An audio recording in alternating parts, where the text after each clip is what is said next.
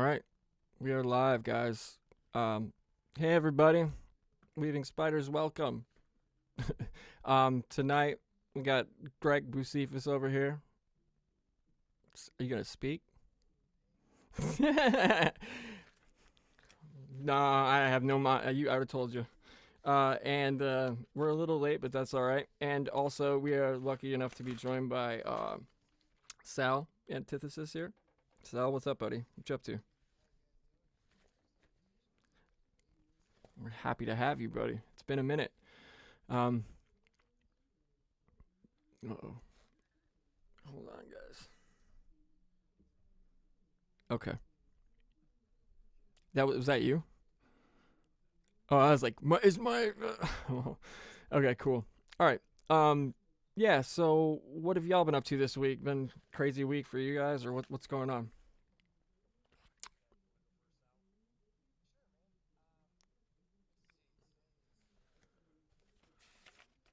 Yeah, what? A week from from death? Go ahead.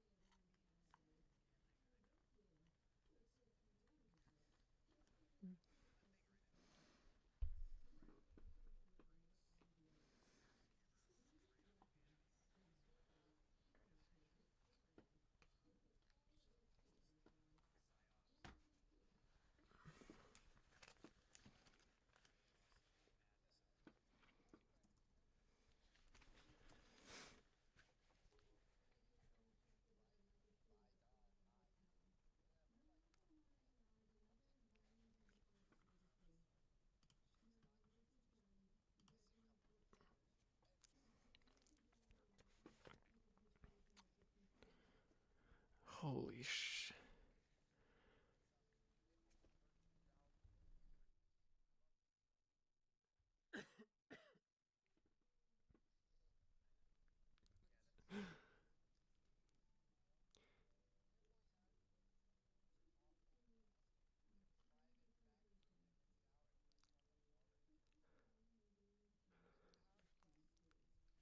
Straight up.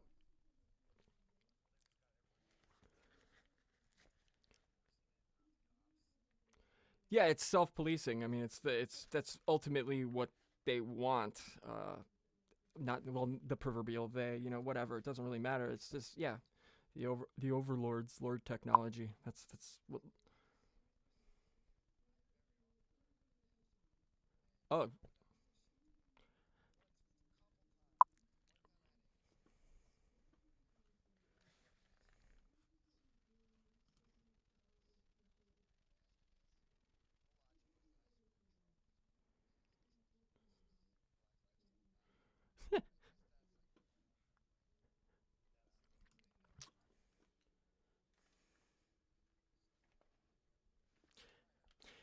and anytime I get the the whatever, like if I have to, obviously I rep the woo all day, right?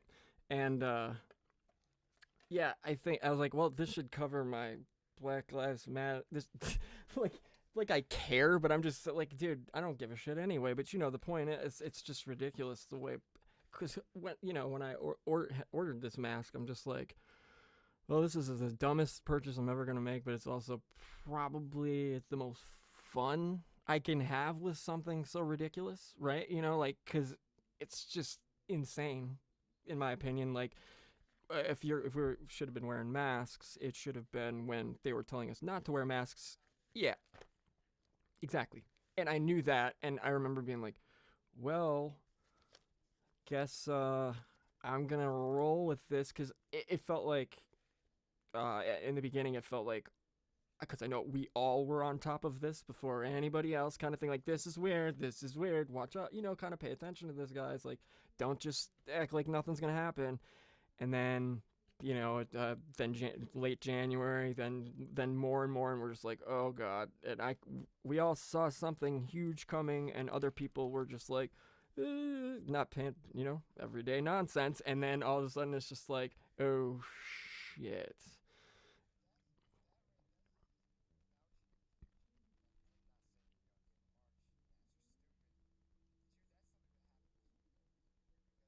Oh yeah, 100%. Yep.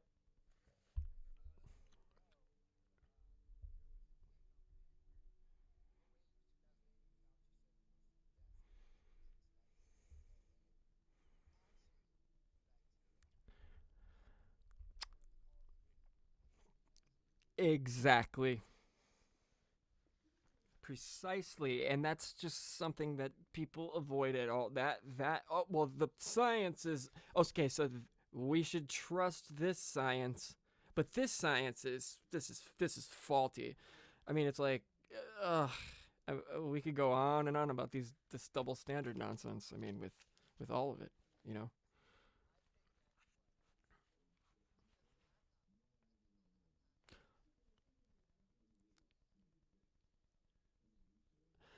Ooh, that's fascinating.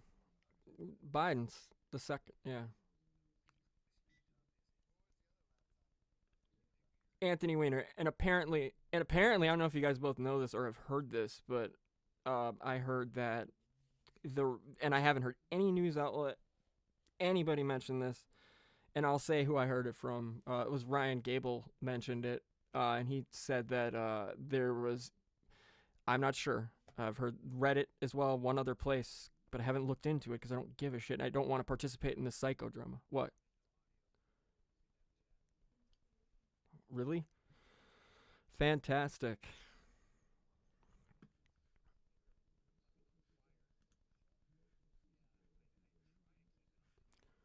Oh, I got it up to you. Okay. Only me. All right. Damn it.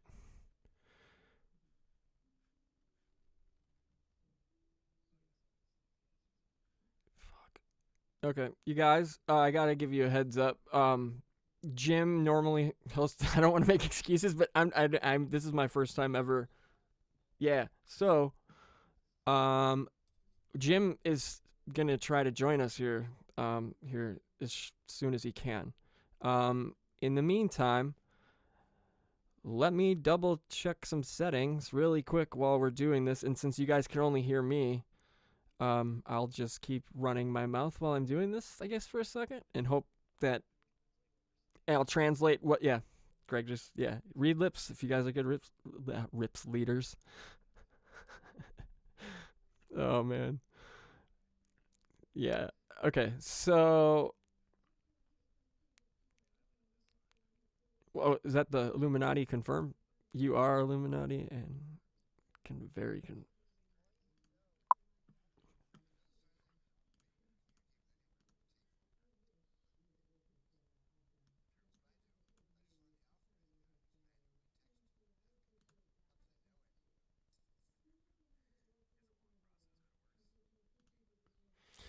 Okay. Okay, guys. Do we have sound now?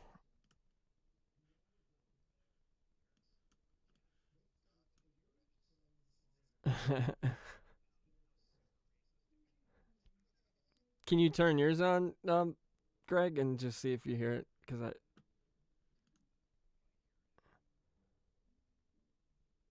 we'll see.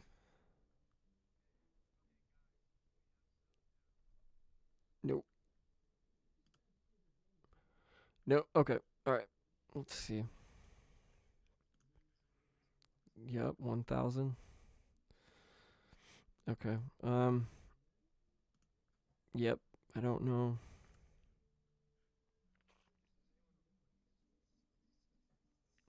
I'm releasing it. I have it recorded. I'm recording right now.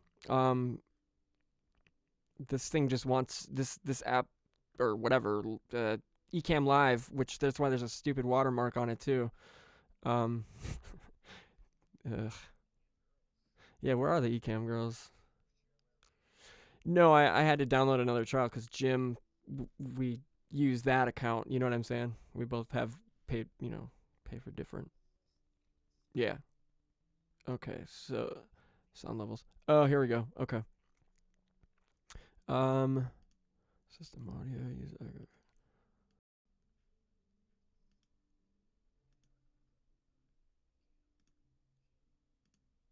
Straight up, dude. This is crazy. This doesn't make sense. Let's see if that works. I don't know.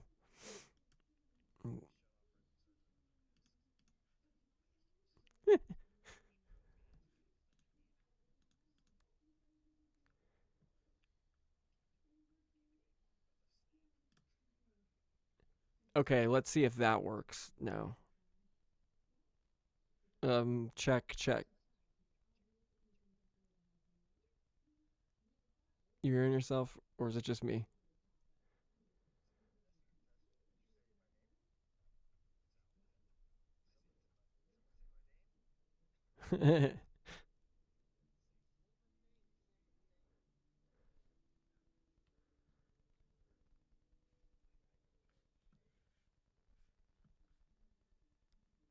Nope.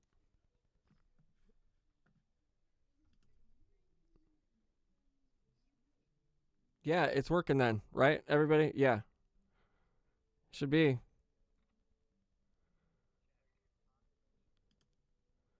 No, they'll just tag it in the description. Seriously, like played an All Them Witches song. Eh, hashtag Beyonce. Hey. Hashtag Bay. God damn it. Ugh. Okay. Um. Let us fix. Maybe that'll work, but I don't know. But I don't.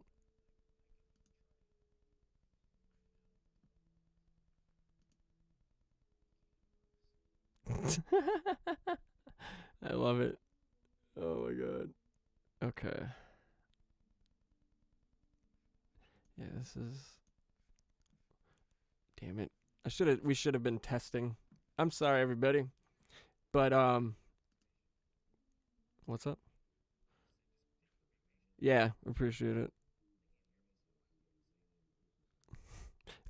Greg is saying thank you guys for being patient in the chat.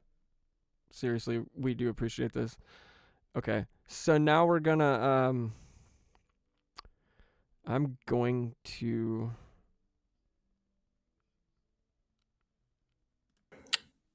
Wonder if that works. You can play music and sound effects. Wait, like this? Nice to meet you, my dear. Nice to meet you. You are one of my greatest heroes. Yeah. Oh, that's so nice. Thank Yeah, you. I think that was that chips being eaten. I will try my best, but because I'm super excited That was and me, nervous. sorry. Well, you relax. I'll relax. You want me to ask you questions? Great timing, man. Wait, I'll you can relax hear you, that okay? in chat? Yes, thank you. I was hearing feel it like in my headphones. I'm So the living first in a thing we fairy tale. heard was me eating a chip. You're gonna do great. Okay. That's terrible. Please take this. It used to belong to my father, but I think you should keep it. Oh my God, that's wonderful that you gave this to me. So, well, thank you, my dear. So we're in June through the Ecamm, right? I'm running out. Please, his old crop will soon be turgid. A little bit about China. As an expert of national security, what do you think we can do going forward to prevent this from happening again? Well, China So it says when in screen manufactured the share virus and let mode, it out. Ecamm And they Live. deliberately Woohoo, spread what? it all around Can the you world. hear? So it I says don't think when anybody in was eating screen bags. share mode, Yeah. Ecamm Live Did you will ever have a automatically bat? broadcast Oh audio no, from other I apps on don't your think Mac. I'll ever. So your Eat live a audio bat. will be If able you to eat a be bat with heard me, to Okay, Zoom I will call. wait about you. So click to your Zoom audio settings and ensure. Zoom audio So, settings? yeah, look in the Right. Zoom settings and see if What do I need to do? if it's supposed to be set with like Ecamm. I don't. The speaker? Yeah, maybe. That's what I just have. I have it on right now. On it. Ecamm is the speaker.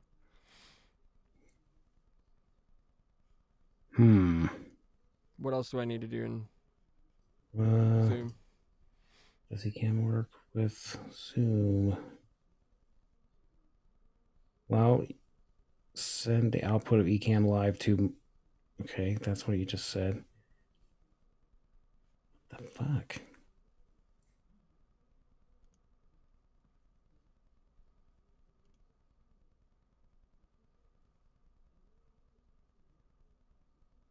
All right, I'm gonna go to using Ecamm live with Zoom. Again, thank you guys for being so patient. He's checking for me. I'm not doing anything I wouldn't have been doing had I not been on this call. Awesome. Okay, so To Boopy. Okay, here's broadcast. Here's Zoom calls. Good boy. The good boy. Says simply need to use Ecamm live screen share mode to broadcast your Zoom app. Right? Does that sound like what you did? screen share. Where am I looking for Screen that? share mode is. Oh, here.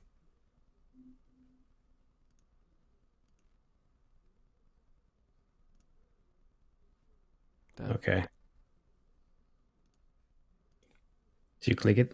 Yeah. Checking to see now. Okay. Should be good. Okay. Testing I one, don't know two. if I have to restart it though. Good That's point. the thing. That's probably the first thing I would have done. I was gonna do that, but I was like, What are you worried? You're gonna lose us or something? no. It's all good. A pain? Yeah, yeah. I feel like it's just gonna keep going. Archons, dude. I'm telling you. Is there sound in the chat? Is there sound or no? Let's check it out. Can you hear sound, peoples? You're the good boy. Everyone just bounce. It's just the attention spans are like, I can't deal with this. Yeah, I know. Netflix. Can you hear it in your do you have it open, the player, the YouTube? Oh yeah, let me do that. Let me try that out. Here, I should have it on my phone here. I love it. Oh my god. Sounds like it's okay. Sounds like it's just you still. Yeah, all right. I'm killing it and starting again. All right, so here we go. Damn it. Wait, she just said yes. What did she just say? I'm sorry, everybody. Jolly, what did you? Yes. But, or kill it probably.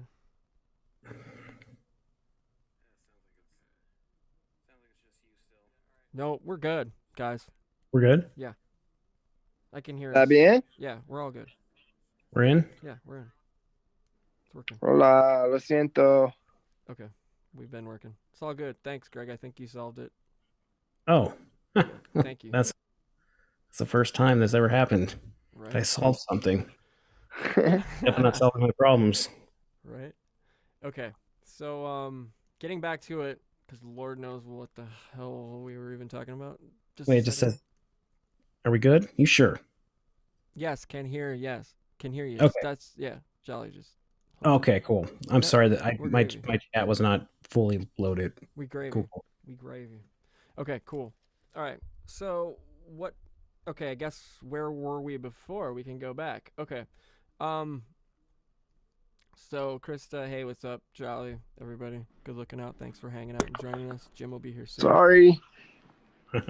No, it's just so everyone knows, we were being really inappropriate. I mean, we were talking smack about women, racists, small people. I mean, had we been live, we Midgets, would right, all midgets? have major radio deals Yeah, if that had been live. this is I true. mean, Yeah. we just ripped There's into no way around it. like crazy. Like it's like, Yeah. wow. Minds, Like, I'm minds kinda are being, shocked, minds though. are being raped right now. Let's settle down. Let's settle down. So where were we? I think we had said that or we started discussing that I had said I have a theory that Hunter Biden laptop This is it. Hunter is How did a get to that? test. It's a test about how much control the top of the pyramid has over objective reality. Because look around, dude. The left honestly doesn't believe it. The right, of course, believes it. The blah blah blah, crackhead, this and that. But what's really been released? A couple pictures. And all speculation. All of it is based on speculation. I'm sorry, there's been nothing come out as this is evidence. There's been no evidence. It's With a all record number of early voting. Thank you. Let's keep that in mind. Thank you. And so literally this is like we're seeing if it's probably gonna be. But I was gonna say, you guys, I heard Ryan Gable saying that what was going on this video literally isn't anything what it's literally quite possibly the worst thing we all can imagine transpiring with Hunter Biden physically but physically. Who's Ryan Gable? He's the host of the Secret Teachings. Shout out to Ryan. He and Kev Baker were supposed to be on the show last weekend, but some things. I'm actually not familiar with that show. I have to check it out. Yeah, it's a fantastic show on Fringe FM Monday. The name sounds familiar. I must have heard him on a podcast or something. He's written like 5 books, and he's a very accomplished author. I've surely heard an interview with him. Yeah, I'm sure. Yeah. I'm gonna look him up as soon as I get off this call. Yeah, Monday through Friday from I think it would be, if it's your time, it would be midnight to 2 a.m.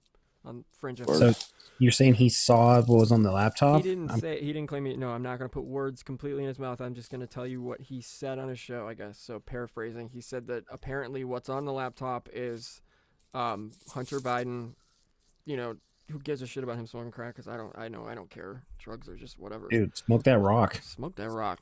Hey, base that down. I'd respect the president more if he smoked crack. I'm Marion Barry. Can you run? Yeah, there you go. I was just gonna say, Mayor of Toronto too did the same thing. Oh, straight up, dude. But he's not as fun. He got reelected too after they found out. Yeah, they both did. As well, they both should exactly. have. Yeah, just own your shit, dude. Well, Marion Barry was with a prostitute too. Yeah. That fucking bitch set me up. Oh, it's so good. So go on with Ryan Gable said that it was such he's like, it's not just him smoking crack. It's not just this, that, and the other. I'm reading. He said I'm reading, or maybe I'm paraphrasing, like I said, that it includes blackmail footage that the Chinese apparently had with him raping or doing some egregious sexual, disgusting things with underaged Chinese girls. Like he kept it on his laptop, or they were black. That's what Ryan's.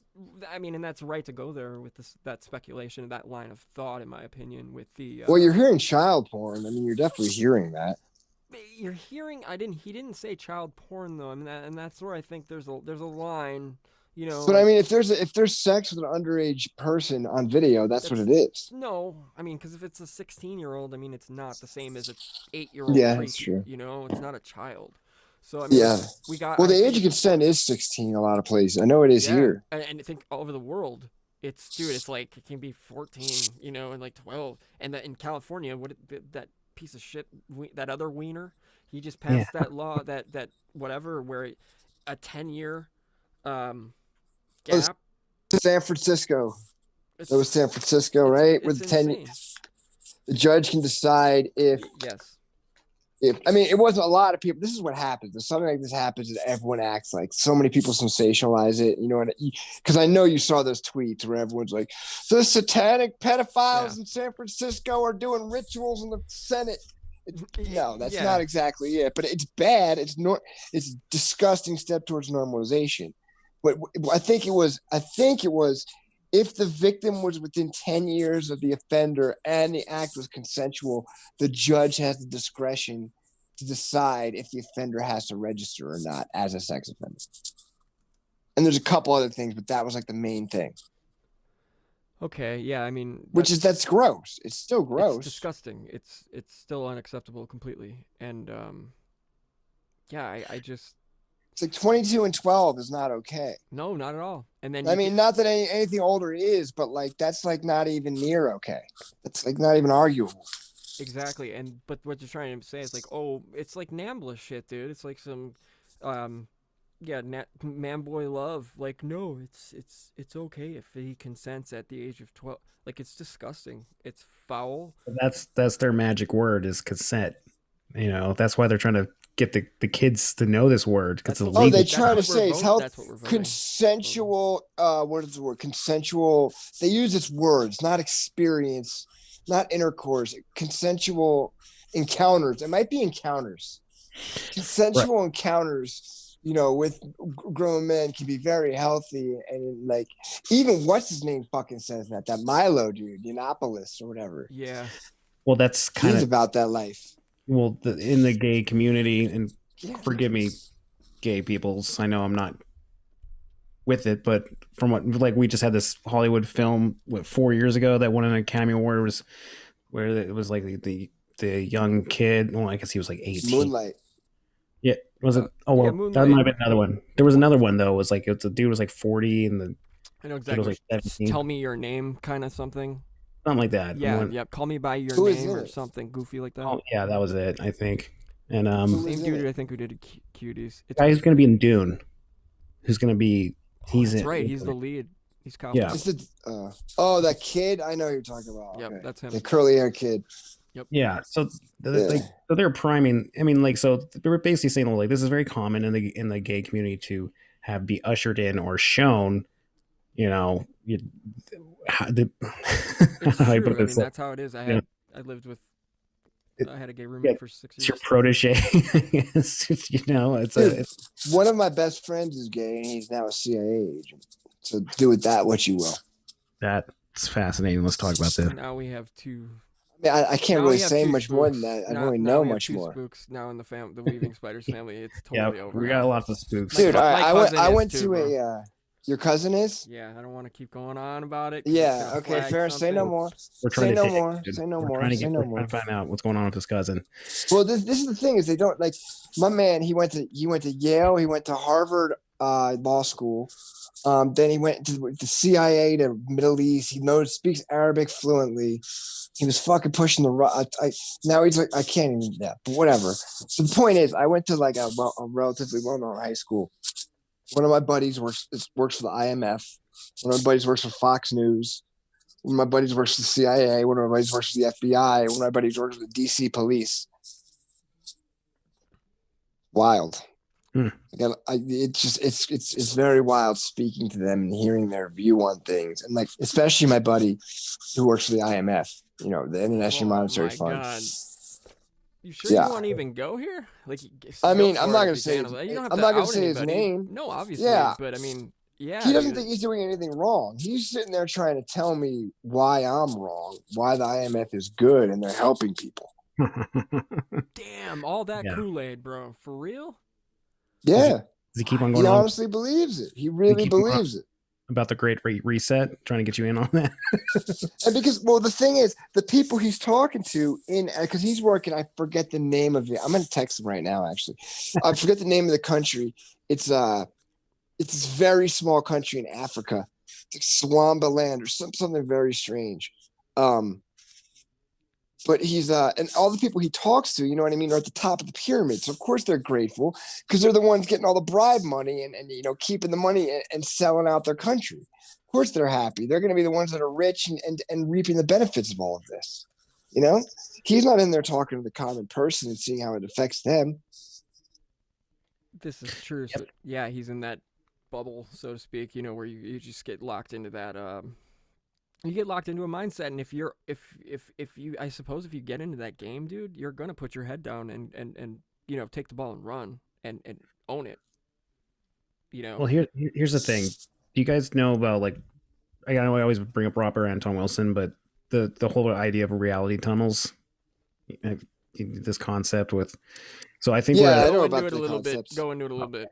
so the idea is basically as a human you have your perceptual / mental or even spiritual just your point of view is a tunnel basically, and you have a tunnel vision, and so as you grow it, obviously when you're absorbing other people's um, tunnel visions as well to help kind of broaden it.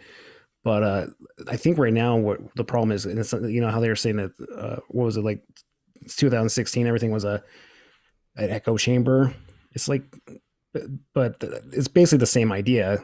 So everyone's like broken up in tribes, and they're like my reality tunnel is more based It's collective reality tunnels, Right. is what you're saying, right? Well, there's a collective. I think there's a collective reality tunnel. It's like a consensual reality, and we kind of will see mostly the same way. But then there's like the ones that are like, so like, like Democrats or Republicans see the world in this way, or whatever it Right. be. And now we're at this point and juncture in time where there's so many people are just so split, and they're like kind of right in their own ways. But like, so like, so for instance, like the reality tunnel of like an Amish person, completely different from someone who's like your IMF friend guy. So he could be like going, yeah, we're obviously helping making the world better, but like Jebediah's gonna be like, no, you're not. Like, I just get up every day. I fucking milk some cows and build barns, and you know what I mean? Like, so like, so we're having issues with like reality tunnels that are clashing, and no one's having any cohesion because everyone's right in their own reality tunnel. And you know what I mean? So, and hence, like, I think the political sphere is in the way it is because you just have like coastal elites thinking how the America should be, and like most of it is just empty rural people. And then they're like, well, our orange guy, he's saying, which is kind of hilarious too, because he's a coastal elite too. He appeals to that base. Who did you say? I didn't hear who you said.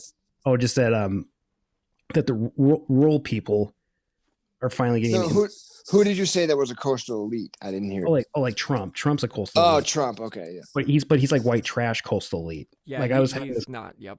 He's No, like, he knows how to sell the image. Yeah, he's not in their club. That's why they hate him. Yeah, exactly.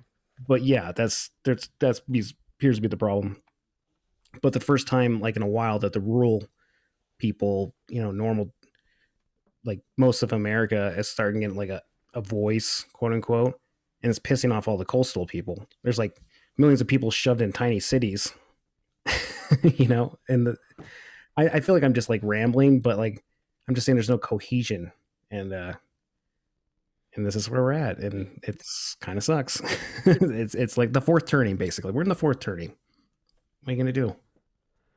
Yeah, it's a really weird. I mean, it is really weird. There's two of you. There we go. Okay, but it seems to be that way. Like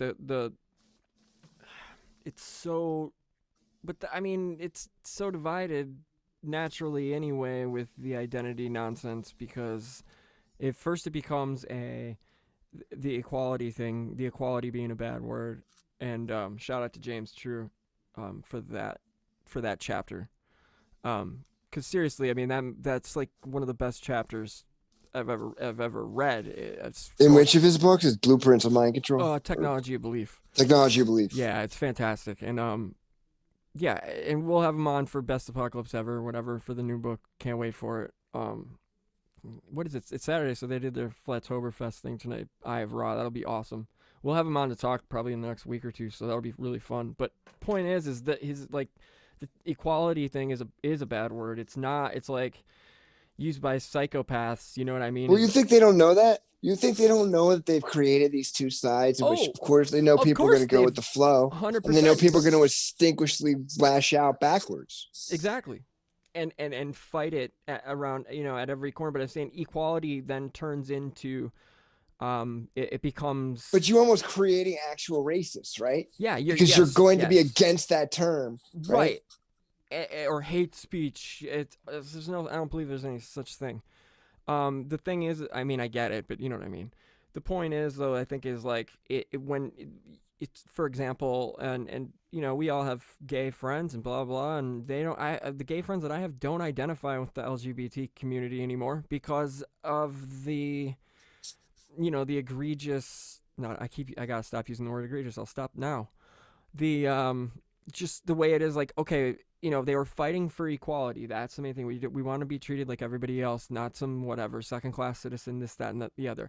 Then that happened. It started to not normalize, but I always got it. I was never mean. I always had weird friends playing punk rock at like 14. Like, it's just what it is. So the point is I never, freaks are freaks. I don't care. As long as you're a good person and cool, whatever, we'll get along fine.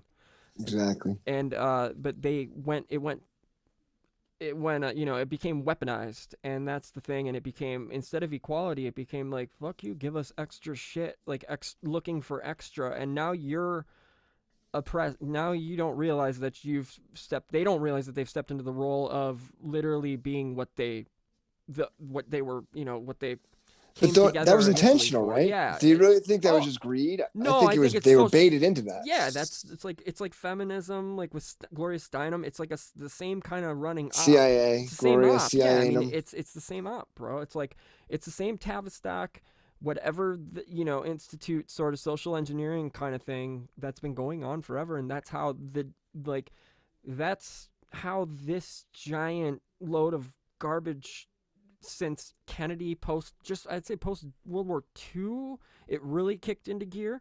With like and people are like, how could this all be one? How could all these people keep their mouths shut? 25,000 people in NASA and all this. You know what I mean? It's like, well, dude, no, you don't need to know. None of them need to know. If they're all true believers and they all don't see, the actual, what's behind the curtain, they're all going to be true believers, and no one's going to doubt it because they're collecting paychecks. Number one.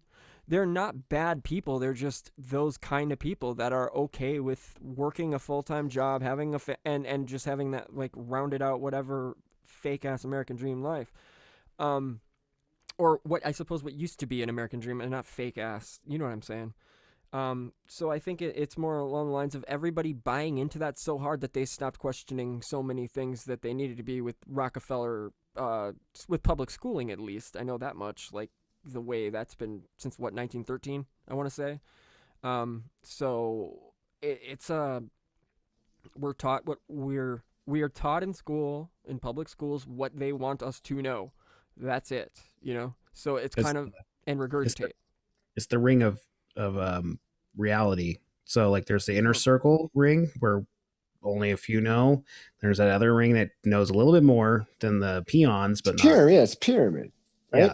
Well, it's a pyramid, but it's like kind of like a circle. I just think of these like concentric rings, and then the front go out. Yeah, and it's like a Venn diagram. To others, yeah. No, I'm just kidding. It's not. But like the last ring is the guy who like watches CNN and goes, "Oh, this reality is mighty fine." And the laptop is definitely a Russian disinformation campaign. Yes, exactly. It's the laptop has definitely got child porn on it, and all these girls being raped, and you know what I'm saying? Like, yeah, that's the other side of that. That coin. The other side. It's like when the fire started, the crazy wildfires all over the West Coast there for a minute. Remember, the reports were coming out. It was asymmetrical warfare at its. There was 11,000 lightning strikes in California the day all the wildfires started. Within that week or whatever. So wild. But remember, it was the most by far. Yeah, ever. That's insane. Of all time. But get this. You remember this. Everybody remembers this that's listening right now. Remember how the right came out and said, heard Antifa's out there, arrested people for arson, Antifa out there, started fires. Yeah. Then on the right, so this is classic asymmetrical warfare. Then on the right, an agitprop, it's brilliant. And then on the right, you hear, yep, we've got Antifa starting the fires on the right. And then from the left, you hear, it's a bunch of white supremacist militia people patrolling the streets and shooting at Antifa people and blow. It's like, oh my God, dude, if you guys really go hard, huh? Like, go straight. It's inversion too, right? Polarity. Inversion's one of their biggest tricks. And it's agitprop too. That's the thing. It's straight up agitation propaganda at its pinnacle. Like it's I keep going, well played. You guys, this is insane. You diabolical. Black styled shit. It's like, boogeyman's just constant psyops. Like they're just like throwing it all at the wall and going, which one sticks? Which to me seems like there's a little bit of a panic but I could be wrong. It could be just this is exactly going according to plan because we're almost into 2021, and then of course Agenda 21 starts because these people have no imagination. But like the technocrats are going, they're going for the gold right now, the Bitcoin gold or whatever. It's I made some good money in the past couple weeks. Yeah. Okay. What about this though? What about if this is what I've been thinking? Yeah, this whole thing, psyop, whatever, the biggest scam ever perpetuated on humankind collectively. I think we can all agree on that, at least so far. At least on a global scale, certainly. So what if they did this, and now I keep hearing this term "dark winter" thrown around. Dark winter. Clyde So Lewis. what if something big comes, and all the people who saw through this scam just think it's still part of the scam, and it fucking wipes out all the fucking smart people because they fucking didn't take it seriously because of this scam they sat through for a year. Can you elaborate on Dark Winter for the peoples? Yeah, it's just the code name of like I believe it was a military pandemic simulation.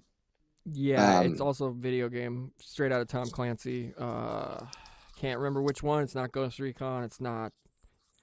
Might be Ghost Recon. One of those. Yeah.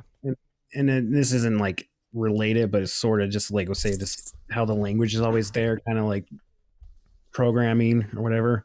With the Game of Thrones, like winter's coming. That. Yeah. I've been hearing that a lot. Who is saying? Oh man, that's just. I'm a little concerned about this winter. I am. I mean, I got a bunch of meat in my freezer. I'll tell you that much. Me too. That's why when we were talking about the power going out, that would be like, how many days we have before like all that spoils and. Well, if the power goes out, I can throw it outside in the winter. You can't. I can. Oh yeah, that's right. We totally can. I keep forgetting about that. You just throw it in the snow. Hopefully, there's some snowpack. Right? I mean, you need snow, man. It's not going to get above freezing in Colorado in November, December, January. Yeah, you're right. Here it won't either. We have hard freezes. Yeah, Wisconsin, hell no. Yeah, we're good actually with a root cellar even. I remember. Yeah, root cellar. I mean, I guess we haven't had refrigeration that long, so people will survive. But like, it's the cities. The cities will be like where people are dying. And like mass exoduses, you know what I mean, too, that have gone down. Holy. $15,000 to rent a U-Haul in New York City. It's so in demand. Right now? That's what the prices I've driven. And that was like a month ago. It's probably gone up. And the line was 3 blocks long to get one. That's like webcams right now, bro. So here's what I think why they're doing all that. And I think it's purposely done. They're destroying the cities metaphorically right now. Because they want to drive down the price so they can rebuy it cheap, and then they're going to rebuild the smart city, right? Yep. Retrofit it. That's it. I mean, wait. Are you saying they're going to build back better? Yeah. Yes. 100%. Yep. And this is an endorsement. This is an endorsement. We're going to build back. And then get this. No, hold on, real quick. It makes 100% sense with this plan because it's like, okay, we let New York's, we let the metro areas go to absolute shit, right? All the rich people move, or the wealthy move out. They sell their shit. It gets bought up at a cheap rate. Then everything gets retrofitted. And by the way, legacy technology, you guys, is gone. Like, they are killing legacy technology 100%. I've worked in the telecommunications. What do you mean by that? Legacy. Okay, like audio engineers will know what I'm talking about. Beat makers, producers, people in the like music making. Legacy technology is essentially like, legacy. For example, I'll give you an example of legacy technology on a computer. For example, on a Mac, if you're familiar. So let's say it's like open source. No. Here's what it would be. Say, you know how OS 9 before OS 10 came out. OS 9, people with Pro Tools for recording, right, or Final Cut and Avid System stuff, like professional grade stuff. We couldn't update. I couldn't do updates with Pro Tools back in like even 2004, for real. I had to keep my operating system the same as it was. Okay, I know what you mean now. I got it. Okay. They would call that nowadays I can open Logic or Pro Tools right here and I can get legacy content. That's what it's called. So it's like these are our old beat machines from Right. these. Yep. So that's Yeah, how they that do works. legacy. They talk about legacy Twitter. There's like features in the olds and grandfathered in and Old stuff. I know. Yeah. What, Yep. yeah. So legacy tech would be literally the anything that's not fiber optic outside. So literally all the old phone lines are coming down. All the old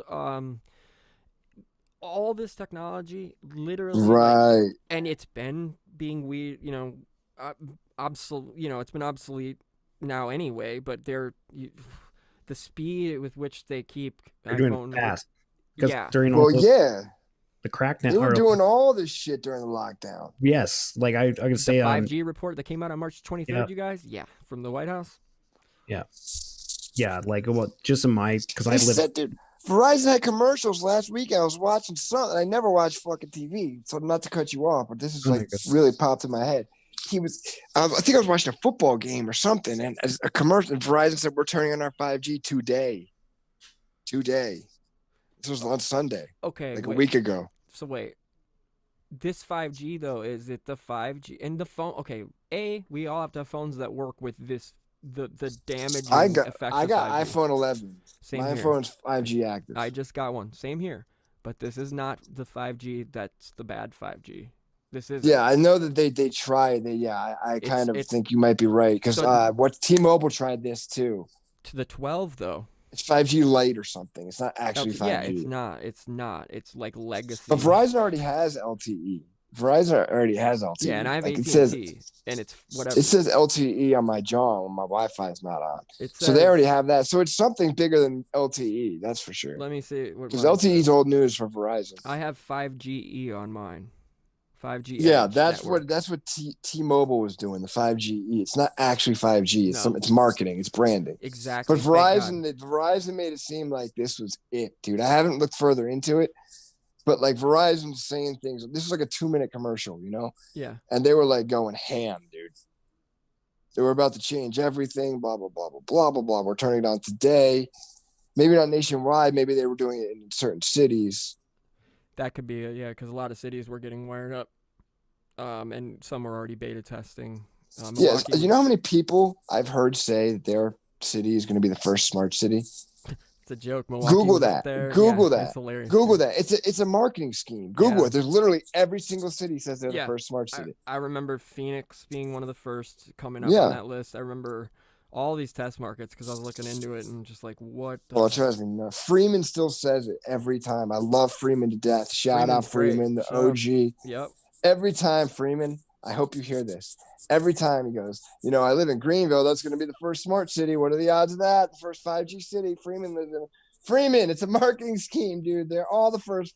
Greenville is not going to be the first smart city. I promise you. It's not going to be Greenville. Especially with Flattoberfest going down there right now, and also, that's where Flattoberfest is. Yeah. And I'm not even a flat earther person at all. I'm not either. But I'm Jason. I'm a earth agnostic. Yeah, same here. Jason Linger's my dude. Jason's my dude. Rose is my girl. Like it's been great to me. I respect it. Yeah, so like whatever, and they're not even talking about that. They're talking about like social engineering, all kinds of cool stuff. I love James True, man. I listen to James True all fucking day. That's my boy. He'll be on. Don't worry. I've been hounding him. Jim and I have been giving him grief, but he's been finishing the book, so it's all good. So can't wait though. James is gonna be fun because we're gonna do a long session and we're gonna get down to some real. Dude, get into it because lately he's been talking about. I like when he gets into his like Old Testament AI shit. Oh yeah, Lord technology. That's I love when you get into like Baphomet and Noah and all that. I love when he gets into that stuff. So yeah, love that stuff. It's great, and yeah, he's been a sweetheart and promoted the show from jump. So like we're lucky, really lucky. But shout out to James. We've shouted him out a million times. Like I've read his books on the air. You know what I'm saying, though. It's like his lexicon. I immediately hit it off with his lexicon. I didn't even have to read any of the books. I knew immediately. I was like, what the hell? This dude is, holy shit, this is great. You know what I mean? I remember just being blown away. And that was with just his writings and then just his blurbs on his blog back in before Corona. Yeah, he's a good writer for sure. Dude. And then all of a sudden he had only like I remember 5,000 to 7,000, and then all of a sudden the next time and I'd messaged him because we were in contact, and then all of a sudden I couldn't get a hold of him, and I was like, Yeah, he linked up with Owen Benjamin. that, yeah, which I get it. I just that definitely got him Boost. some more boost, give him some recognition for sure. Yeah. But yeah, we won't get into all his personal shit. I don't want to do that to him. But yeah.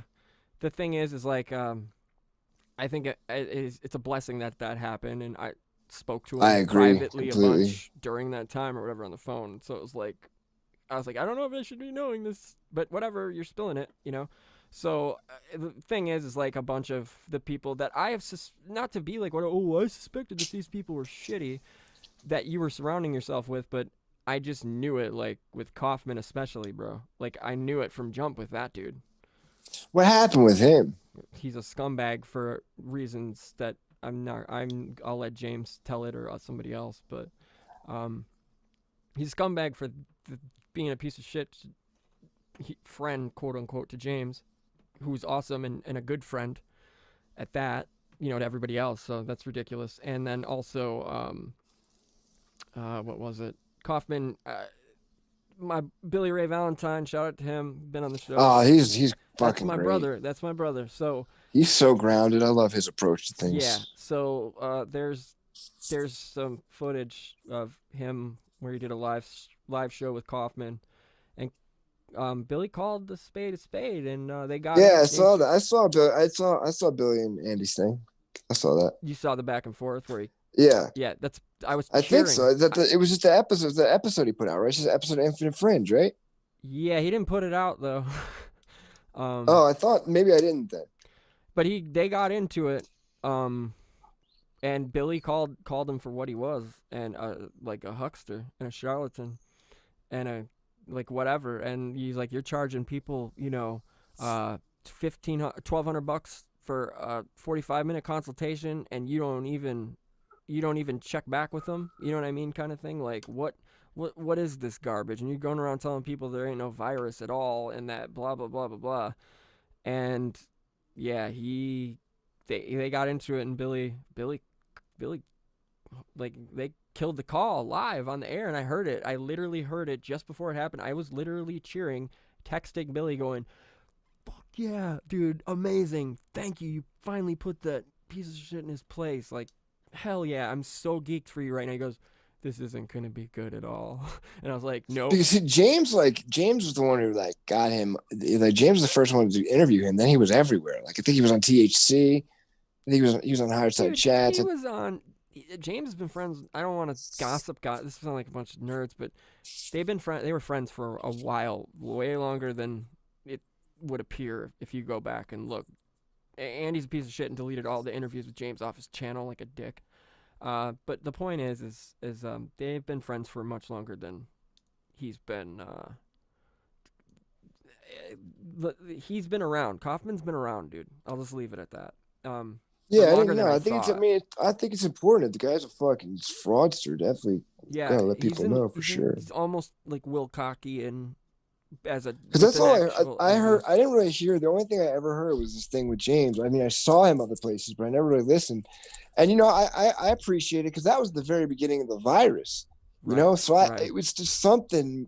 It was something concrete that was helping me to articulate things I didn't understand. And it definitely helped me to look into the right places to actually figure out what's going on. Because the actual scam is in the PCR amplification. Because it's not a test. It's not a PCR test. Nope. It detects RNA byproduct of coronavirus, and it cannot even differentiate between coronavirus strains. Nope. So this is where the issue is. And on top of it, you know, the inventor himself said, don't call it a test. You know, he died shortly after saying that, 3 or 4 months before the pandemic began, but that's another story. And he said, you know, it's not a test. There's these PCR tests are super accurate, but accuracy is not precision. Okay. And when the WHO, the World Health Organization, throws out a memo that says spin these bitches at 45 cycle threshold, when the inventor himself says you shouldn't spin it over 25 for most things, and certainly never more than 35. In America, I don't think they were ever doing less than 37. And now they're doing 45 the week before an election. And look what fucking happens. Of course the cases rise. You start spinning it higher than what was already high. Of course, it's going to start picking up coronavirus RNA. Of course, it is. It's the common cold. Precisely. Guys, I got to take 2 seconds. Hold it down. Hold it down. Greg, what do you have to say about the PCR? Well, it's obviously like you were just saying that it's being manipulated and used, and this whole thing's just weaponized.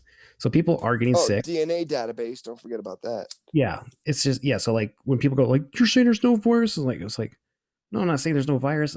I don't even. I'm not a doctor, but people probably are getting sick. But at the same time, it's like if you don't see on the back end what they're doing, they're like, who was that dickhead that said like, when there's an opportunity, like, basically go. The Rahm Emanuel. Never let a good crisis go to waste. Thank you. That's just all this is. So all the tyrants now are just going, oh, we can do this and this and this. So like that's why it's very frustrating when I'm dealing with my normie people in my life or anyone, and I've lost friends, not to the actual virus, but just me too. It's not the virus. They hate me. Right. You try to explain it. It was like, well, here they're going to do a digital currency. There'll be complete control over like every purchase and tracking what you're doing. And if you piss off daddy, he's just going to cut you off. And you got to be a good slave. You got to be a good slave wearing your mask. Yeah. And then more. And then like you look at what's his name? Schwab from the Klaus Schwab. Yeah. World Economic Forum. Yes. And his whole wet dream of basically it's Fourth Industrial Revolution, Great Reset. Exactly. So it's just transhumanist rehashed garbage. And so they're going for gold, and it's hard. And the more people get together, and like I was saying when I was saying to you earlier, there's like a lot of people in the truther community and whatnot are starting to have problems. Is like we need more cohesion because we need to get more people on board so they see this, because we don't have that much time before once they have these things locked in place. I mean, it's going to be pretty impossible to reverse. Yeah, you're right. And you said, you're right. Once it is in place, it's going to be damn hard to reverse. And what you mentioned about at this point, it doesn't even fucking matter if the virus is real or not. No, that's the thing. And we can get into now. You got to get into this to even get into the word real. And this is how wild things have become. You got to bring up neuro-linguistic programming, man. Because I posted a meme. I'm gonna give you a great example of this out of my life experience. I think you saw this. Because you follow me on it. We follow each other on Instagram. Mm-hmm. So the other day I posted this meme, and it had the word real in it. It had the word virus or COVID in it. Right? It was not saying the virus is real. It said something about a threat being real enough to justify locking everyone down, et cetera, et cetera. Okay. These people saw real and COVID in the same paragraph. I got 4 or 5 emotional tirades flipping out of me, one of them ending in wishing I get COVID and die. Okay. This was an ex-friend. I mean, we haven't been close for a couple of years, but like me and this chick were very close. Like we were good friends. And she just like nothing but emotion, not one piece of logic, one piece of reason. I'm a low-life scumbag, this and that. All because I said that I didn't think this was a real enough threat to justify a bunch of my friends losing their businesses and being laid off and this and that and the next thing. It's neuro-linguistic programming. They see this trigger words. They see real and instantly they're shut off and they're put into a fucking frenzy and they lash out. Yep. Yeah. That's it. And that's the one I was talking about, those circles of reality. If people don't understand what neuro-linguistic programming is, or even magic. Yeah, it's just a fancy word for magic. Honestly. Right. Yeah. So these technologies, they go, well, that's not real. It's like, well, you don't think it's real, but doesn't mean it's not real. And then you have to go like, well, that's the irony of it, Greg. That's the irony of it right there is they are using their magic to convince themselves magic doesn't exist. Exactly. Ooh, that's the brilliance of it, dude. We've been lighting it up, dude. Fire. Good looking out. But no, what's up? I didn't mean that. I feel like when I was going on about when we first started, when the sound wasn't on, this got us on this tangent. But again, dude, it's just, this is like the largest conspiracy going on right now. I don't know. It's hard not to want to talk about it. especially because I don't have anyone to talk to besides my wife, and she gets tired of hearing it. Honestly, she's Oh, like, Yeah, I'm like texting my dad shit. He doesn't want to fucking hear it. yep. My I'm just trying to ex-wife wake him hated it. up. Like, yeah, I'm trying to "Fucking hard." it's tough. The spell is really good. Like, But it's impressive. guys, I will say something awesome is that when I randomly went on to Instagram, I'm still friends with my ex-wife and my exes. You know, I only have a few. But the thing is, it's like I didn't even know James True had a Instagram. Then I went and I was like, oh shit, I'm not even following. And I followed him. And I was like, how are you not following me? And then I look at his photo, his like timeline, and my ex-wife liked his last like 4 posts, and I was like, okay, there's still hope. There's still a little hope, but it's just rad. What up, Crystal? If you're watching, anyway, you're not though, but sometime.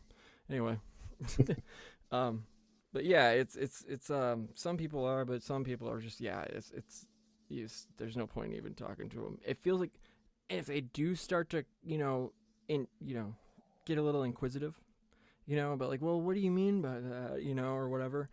And then you get into it a little bit, and it's just like they'll either shut down or they'll fully engage and kind of continue. I don't know if you guys have had the same not necessarily luck, I would say, but well, yeah, or reception to the information that we've gleaned. And yeah, it's like I was explaining this to somebody yesterday that doesn't necessarily get it, and I was like, look, I feel like I'm put here right now to be one of those people that is like, hey, look, I found all this stuff and I care, so like I'm doing everything I can to like kind of shake people. I'm not out of their slumber, but out of a stupor for sure, and damn it, I'm gonna keep doing it. Like, I can't stop. Why would I stop? This is like a passion at this juncture. It's been for a while now, but It's just hard not to want, like, when you start fucking looking into this shit and it clicks. Because when you think about it, the way a lot of us come together is we all came to the same conclusions independently about things, and we realize, holy shit, there's a lot of other people who think like maybe I'm not crazy.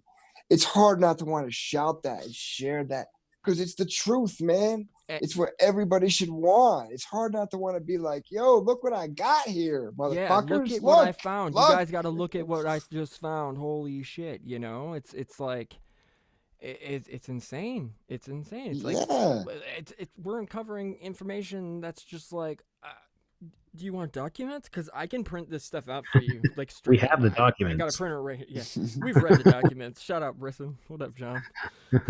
That's the thing too, man. They can't kill the truth, right? So beyond just hiding it on both sides, so they both hate you when you expose them, right? So both sides hate you when you pick up the little morsels that they both got hidden. Yep. Besides that, it's oh fuck! I just lost my train of thought. Well, someone pick it up. Because I have this open. I think also we're dealing, and I saw we had this little conversation. I was like, and this may sound like I'm being dehumanizing. I'm like, I just don't know. Whatever we are, and this is a big metaphysical question, like what the human is and what this realm is. But like maybe there's just not that many of us, honestly. And that sounds really elitist of me. But I'm just saying maybe other people aren't. They don't care because they're just running their narrative. I don't know. But well, that's exactly what it is, man. That's exactly what it is. They don't care because they're running their program. They're running their narrative. They got their bread and their circuses. Yeah. And they're like never before. They're starting to put these agendas within the bread and circuses way more so than ever. But it's always been there to a degree. But it's so audaciously blatant at this point. It's like I can't even watch things on TV anymore for the most part. When I do, it's mostly for analysis. I'm like de-occulting things and whatnot. But even still, like I can't watch Westworld. It's like too much. It's like overload. It like shorts my brain out. It's too much to watch. That's not even like, that's just like a deep show. These like mainstream network shows, like shit, man. Like you wonder why people are picking this stuff up. and the music they're listening to, the mantras they're repeating in their head over and over, make money, throw it down the drain, stab you for trying to steal my girl. They're saying this shit to themselves over and over and over again. It gets into your soul, man. It's not. Yeah, it does. It does. It gets in your soul, and it's like that's why I've never been able to like those whack trap shit hooks like that. I could write them all day, like literally rhyming garbage. I love Paul Wall. Don't get me wrong. I love like some Swisher House, and UGK. But I mean like Wu-Tang. That I remember having to listen to those lyrics over and over while I'm skating as a kid, and going, I'm learning. Shit, you know what I mean? I'm actually like learning, whether it's 5% or nonsense. It doesn't matter. I'm still learning. Each one teach one. You know what I mean? Like Allah, the arm leg arm head, spread like plague. We drink Hennessy by the keg. I got the golden egg plus the goose. Like, don't get me started. I'll be here. We'll be here all night. I got bars. What up? Yeah, Zanny bars. Let's do it. I don't. I don't do that, okay? I don't want to forget. Whatever. Forget where I put my freaking keys, wallet, everything. That drug's a mind eraser. No chaser. I'm telling you. Speaking of that, I can't tell you the number of things that I am losing lately. Like the most ridiculous things that are impossible to misplace are like growing legs and walking away. I don't know if that's just me being a tired and stoned at the end of a long day, but like it seems to be happening so much to the degree where I'm like, what is going on? Why? That's the Mandela effect. Anyone else? You're in the Mandela effect. The Mandela effect. No. It's the Mandela. CERN. It's different. It's better. Oh, did you guys see that CERN article that they said they're within days of contacting a parallel universe? Dude, I think that's reaching a parallel universe. I forget the word they used. They're trolling. What'd you say? I think they're just trolling us. They haven't been active for. They're not going to be. That's probably a load of trash too. That they're not active and they're. I don't know. I wish we got to get some scientists on here. Yeah, I mean, like CERN's a whole. Anthony Patch, is he still doing shit? Do you guys know? Who? Anthony Patch. Hey guys. Who? Anthony Patch. Patches? I'm not sure I'm familiar with him. He's done some great breakdowns on. Look who it is. Hey. On CERN? Hello. Hey. Hey. What's up? What Are we live? We're live. We're live. Hi. What's up? Hi. Can you put your mask on, please? Yeah, Say something. Can you guys put your mask on? Come on. I don't want to get sick through the internet. How's it going, guys? Good. Beautiful. We're lamenting about the New World Order. All right, it's too loud in here. I gotta go outside. What are you? And how coronavirus You guys lives at in Wendy's? alcohol. Oh my God, I'm at the BK Lounge, you guys. Whew. All right. Y'all B-dubs. Sweet hat. It's a sweet hat. Thanks. That's my it's my cowboy hat. He's going full Lynchian on us. Is that an 8-gallon, 10-gallon, what? Yeah, do we got to meet you at the top of the top of that hill by the abandoned Hollywood or amusement park or whatever? And hey, I dress how I need to. There. To get through the days. If it's a 2-gallon day, it's a 2-gallon hat. That's only a 2-gallon hat? No, well, this is not a 2. This is probably Look at that bastard. Sexy. I don't know, like an 8. Yeah, 1. That's an 8-gallon hat if I've ever seen one. I've got more gallons at home. Yeah. If you want to see, you gotta know, man. You gotta know these days how many gallons your hat is. You just gotta know. And you gotta know your conversion tables. I never picked my boots, so I don't know. It's a 48 hats, quarter.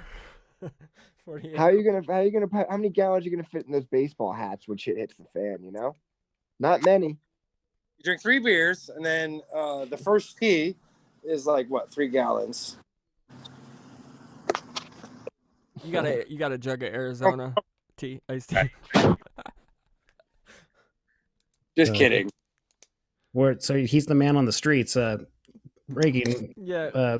how? Looks pretty dead. Yeah, like Oh, Walla Walla. I'm in Walla Walla. It is dead. We just got released from season 3 of coronavirus to like season 2 or something. So like bars got to stay an hour later. Yeah. Oh. Well, the WHO said that lockdowns are stupid and we shouldn't do them anymore. So that's how you know we're definitely gonna get locked down again. 100%. And by the way, everybody that doubts this, go check out the interview I did with Dango from Truck Fighters from Sweden and from last week, and you'll learn all about how to do it. Those I Nordics gotta don't check that out. nothing. They're pretty sweet. I mean, Well, shout out to Naples, Italy, man. Apparently they said fuck you and just didn't shut down last night. fuck yeah. Nice. I also saw another thing where was it not in Ireland? It's somewhere northern Europe though. I think it was Ireland. I Ireland, remember seeing something about flipping Ireland. out, dude. Like people ain't taking it no more. And Good. I know, about time. Like, it gives me hope for humanity. Like when they were burning It down doesn't the give me 5G hope for towers, America, though. But yeah, why is America a bunch of pussies though? Why? We're the worst. No, We're the America worst. kicked ass. United States is pussies. Thank you. Yeah. Cheers to America, that. America. Thank you. States is pussies. It's true. Because that's the We- corporation. You know, Yeah, we're land dwellers. We get this. Yes. Yes. We're not on the Hey. boat. But yeah, no, like I mean, like there was like so many. Okay, I don't want to say what I was gonna say because I didn't want to get you kicked off of YouTube because you're like that sounds like violence. I'm like not saying violence. Just don't brandish the I'm not gun. a Right? doctor. That's all we have. I'm not brandishing my pieces, but you know, I mean, Handy suck. I mean, there's just a lot of new gun owners right now, and there's a lot of ones that already had them. Just saying. And Just- ammo already. Like plenty. Yeah. Yeah, it's hard to find anything. Oh God, I bought ammo almost 5 months ago. Now they're saying it's going to be like February. It's probably not. It's not going to happen. Yeah, the coronavirus targets those factories. It's Yeah. terrible. Really tough on lead. Dude, I think they purposely shut all those down so people are not getting more ammo. No, dude. We know. The studies say coronavirus attacks meat fat farms and it attacks ammo factories. Look, We know this. I don't know And what. schools and bowling alleys. Fuck those bowling alleys. I would say bars I would not be gallivanting in too much, to be honest with you. I mean, because not to Jam, I love you, you know, but I wouldn't. It all depends. But if I was in Austin right now, living in Austin, I would not be out at bars Why? because I just, Yeah. dude from Joe Rogan, Jamie got it from going out, whatever. And then I have another friend. But aren't we going back to this? Like, you really don't believe the whole amplification Like, he probably just No. got sick, Oh, dude. bro, I understand, but I totally am with it. But I'm saying that it would Yes. make sense. One of my other close friends, shout out to Juan in Milwaukee. He's a writer. He was in the hospital for a couple days. They put him on a breathing. They really did. Oh, shit. Yeah, They put him on a ventilator or a breathing mask. breathing treatment or not a ventilator, but they. You don't want the ventilator. That's no, fucking terrible. that's death. Yeah. And he's only But yeah, 35. don't He's like, you can say that if it caused a drip and it was painful when he urinated and antibiotics cured it, then it's not corona. Yeah, right. Just saying. But no, No. I mean, this is the time of year too. You know, I mean, It is. It sucks. But he tested. I mean, I positive don't go to along with bars anyway. He tested positive though, along with other people, and he had the symptoms. Like he's not trying to, dude. You know what I mean? He ain't Right. One of those Not people. it's not a Right. fake, but I Yeah. think I mean, more yeah, people get diarrhea every year than coronavirus for sure. yeah. Yeah. I mean, I don't. It's definitely a possibility. I mean, I mean, I don't think it's a fake disease. I don't think that my either. cousins had it. My cousin, his wife, and they're in Green Bay, where there's meat. Like that's where one of the first bigger, breakouts here in Wisconsin was up in the Fox Valley by Green Bay, Appleton, Oshkosh. That whole area got nailed because of a meat packing place up in Green Bay. And yeah, so I mean, it makes sense. My cousin got it right around that time, and that was like the biggest hot spot in Wisconsin. Then we had like hardly any deaths, and then all of a sudden now we're we're like leading everything right now. We have the worst quote unquote Newest- numbers. Yeah, newest cases, confirmed cases of any state. But we have that's the funny thing in the debate the other night. It was Trump saying, "Well, it's all the states that are Democrat or whatever that nonsense, the dumb bullshit back and forth." And it was funny. I was thinking, "Oh, that's funny. We're a blue state. That's funny.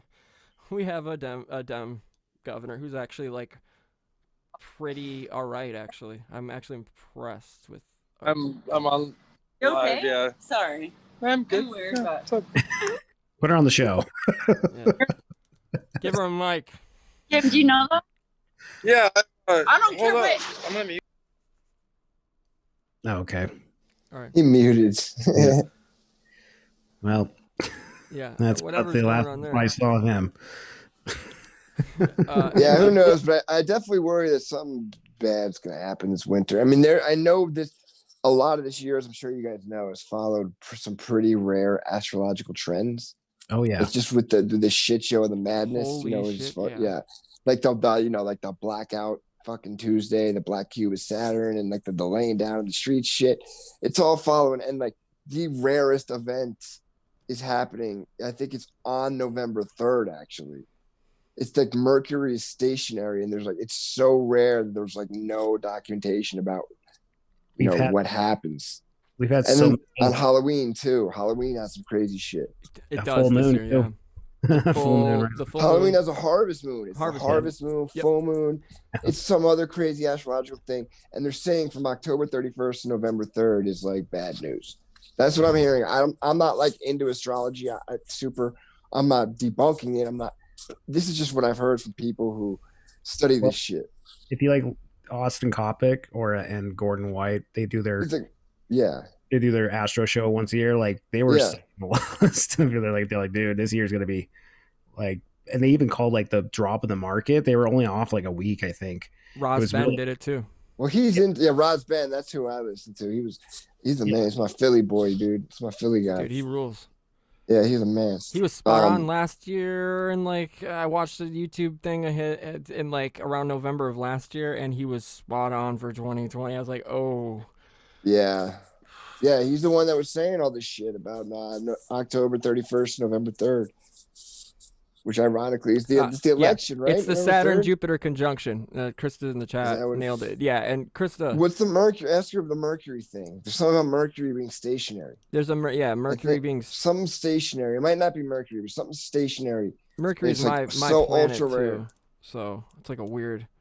I want to say every 5,000 or 6,000 years this happens. Well, then there's also the great conjunction. The conjunction plus the what's it called the turning of the great age on literally on the solstice, which will last September 21st. Yeah, it's the. And then there's that whole Mayan calendar theory, that off by 8 years thing. This is the best one is right here. The S.K. Bain. He wrote this in 2019, and this is dead on 2020 so far. It's insane. The dots. When did he write it? 2019. Trine Day put it out. It's fantastic. I've brought it up a couple times on the show before, but I'll reference it. It's the galactic alignment. It's the ellipsis. All of it happening at one time. Where is it? Let me give it to you. So yeah, what's the book called again? It's called Blackjack. The Dawning of the Great Age of Satan. Jesus, that's intense. Yeah, it's like a color. It's awesome. Like this dude's like a graphic designer. This is the only way he can do books. Trine Day. Never heard of him. Oh, Sounds he's fantastic. Interesting as hell though. Yeah, there's so much amazing stuff in here with occult symbology that he breaks down. That he's savant. It's Christopher Nolan's like. Yeah, it's if like Secret Sun That's my man. could be. I know if it's like Secret Sun could be in a freaking book filled with just the like the artwork, everything with all of it connected, with all the different everything it's just insane. But it's called here we go. With all these weird math facts on 111 essentially, and working in numbers of 111 and how this all works. Did you guys listen to that recent Higher Side about the gematria? Zach Hubbard. You guys know Zachary Hubbard? The gematria one with what's it called? Was it Michael? The Was it sports Michael stuff. Wan? It was Zachary Hubbard. That dude. Yeah. Oh, that was mental. I love Mike Wan. Michael Wan, though. Michael, is that how you said Michael Wan? Yeah, he was on. Plus behind Alchemy. Yeah. I appreciate it. He's another good astrology guy. So it's a galactic. I don't mean to cut you. It's galactic alignment. No, go ahead. Okay, so I'll just read a piece of it. So it's saying, for example, yeah. Okay, so it's like the year 1976, the bicentennial of the United States of America, and the country that held a fitting year-long 200th birthday party. Like, this is Chris Knowles all day. Right. Let's see. It's like countdown initiated. Recall that Dr. John Dee's Illuminati professional calendar facilitates the tracking of blocks of 111 years. Counting up, that's 21 times 11 times 111 equals 25641, which is the one great age in the Mayan calendar, 25,641 years. So he goes counting down, on the other hand, by sets of 111 to the end of the great age, as marked by the year of most precise galactic alignment, which would be 1998. The final set of 111. What does that mean? Just here we go. It's the galactic alignment. So check this. It gets to it. Just 1 second here. In 1998, the final set of 111 would begin in 1887. Aha, but what does that mean? The year 1887 saw the first Groundhog Day observed in Punxsutawney and the first Glenfiddich single malt Scotch whiskey produced. Much more significantly, it was also the year of the founding of the Hermetic Order of the Golden Dawn, of which famed occultist Crowley was a member. Then we go, it gets just crazier and crazier. However, this last item could have merely been coincidence, although anyone familiar with Crowley would have to wonder. And thus the year 1887 might well signify absolutely nothing. No, what we want to do is back up another 111 years, which puts us at, yes, 1776, which would mean that the founding of America was timed to coincide with the initiation of the last two cycles of 111 on the long countdown to the end of all things. 1776, 222 years to galactic alignment and counting. And then it goes into more and more and more, but we're coming up on like a conjunction that happens once every 25,641 years. This is the true end of the Mayan calendar, supposedly. And there's so much more detail in here, dude. I wish I could show all of you guys this. I believe Billy Ray is going to have S.K. Bain on. He reached out to me, got this. You know where he's from? I don't. He is, though. Sounds like he's from Pennsylvania. Here, I'll give you his knowledge. Bio here. S.K. Bain is the author of the most dangerous book in the world, 9/11 as Mass Ritual, which Peter Levenda did the introduction for, and Most Dangerous, A True Story, the latter written under the thinly veiled pseudonym Sherwood Kent. Bain is the former art director of the now defunct neoconservative Weekly Standard magazine, where he worked with William Crystal, Fred Barnes, David Brooks, Tucker Carlson, and others for over 5 years. During part of that time, the infamous Project for the New American Century was co-located with the publication. Prior to this, Bain was an art director for the Oxford American magazine while it was being published by best-selling author John Grisham. That's who this dude is. So, and he knows the ins and outs, obviously. He hates neocons. He's totally No, that's cool, yeah. Yeah. You could tell, I mean, he sounds like he's based. Like he sounds like a Peter Levenda, following in Peter Levenda's footsteps. Right, but from the opposite political perspective, which is awesome in my opinion, that they And well, I don't know why together. Levenda had to do TTSA. That's so bothersome to me. Yeah, it bugs me too, but I'm a huge Unholy Levenda. Alliance. I mean, Unholy I'm a Alliance is Sinister one of fan. the best nonfiction books ever written. Sinister Forces too, like that's ripped my mind apart too. That's the Grimoire one, right? The one about all the political three of them, witchcraft. dude. I blew through those so fast, and his dude, the Lovecraft Code is quite possibly the best fiction I've ever enjoyed. I'm not kidding. Historically, Never read it. Oh, dude. So good. I can imagine he'd be a good fiction writer. Have you read Unholy Alliance? Oh yeah, and Dude, Ratline. that's so good. I started with Ratline, actually, because that's a trilogy. I mean, no, he made it into like. Is that the only fiction he's written? The Lovecraft Code trilogy? Yeah, all three of those. They're the best. That's the only fiction he's written. Just 3 books. Yep, that's it. That trilogy. I gotta get that. It's called the Lovecraft Code. Lovecraft Code is the first one. Dunwich is the second, and What's the Starry- trilogy called? Lovecraft Code. Okay. Just get them all while they're still on hardback, because you know how his books go. I got Dude, Unholy Alliance is impossible to. I don't know how. I scored a copy off eBay for like $30. It's like $200 if you can find it now. Yep. This wasn't even that long ago. It's Oh, like I 3 or know. 4 years ago. I have hardcovers of all the first pressing or first whatever hardcovers of the Sinister Forces books, and those are selling for upwards of like anywhere. It doesn't even matter. It's Nice like paperback. $100 for those. They're great. I want them, but I got them for Yeah. cheap. I didn't pay that. I paid $29.99 for them. You know what I mean? Like the same price as the paperback, or a couple dollars more. I found them. Yeah, his books are definitely hard to find. And I have a feeling fucking eBay probably doesn't want you to find a lot of them. I don't know. They don't seem. He's. I don't know if I agree with that, because they've been pretty. The algorithms. This is something that's weird, you guys. I will say this, and then, well, for the first time, I order books on Amazon, and I have for a long time. You know, like what is going. Like they know what I read. Okay, and I've never ordered a James True book. Maybe looked at it on Amazon once, but I own all of his books, you know, personalized, whatever. Now, but I'm just saying, I never. It was so weird, and so I won't place an order for a couple of things, random things, like a couple weeks ago, and finally, for the first time, Blueprints of Mind Control was like in my suggested. You know what I mean, like the top 4, and I'm like.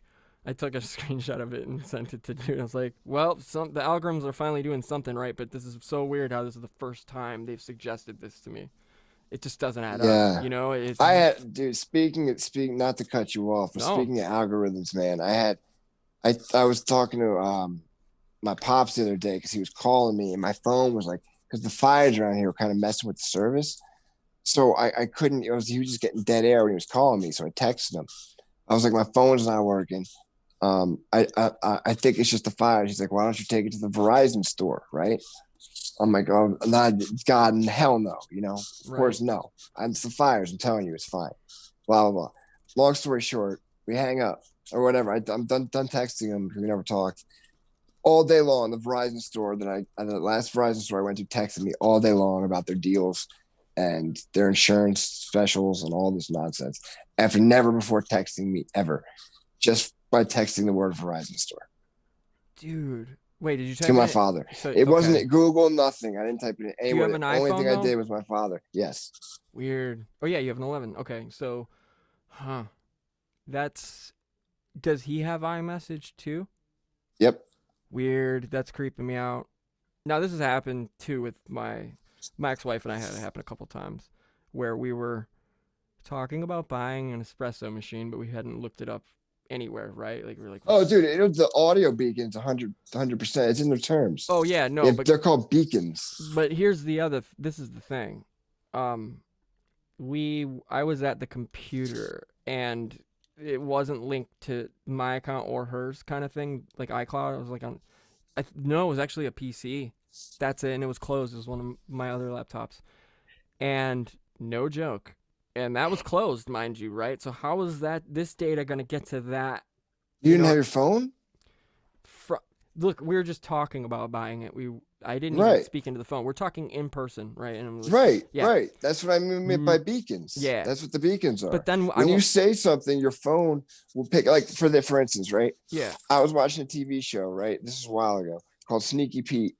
I know And there was an episode about Rolexes, and the whole goal of it was like a con episode, like heist thief guys, con men.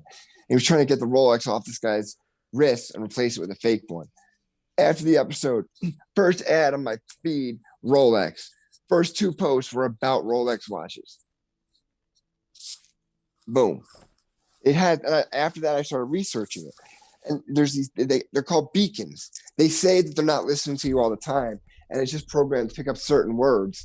And if you here's those words, it'll give you an ad for it. but it's really listening to you all the time. But they 100%, you can say things in front of your phone and you will see ads for it. 100%. Yeah, it's Butt plugs. Yeah. All right, everyone. It's not everything. It has to be something they put in there.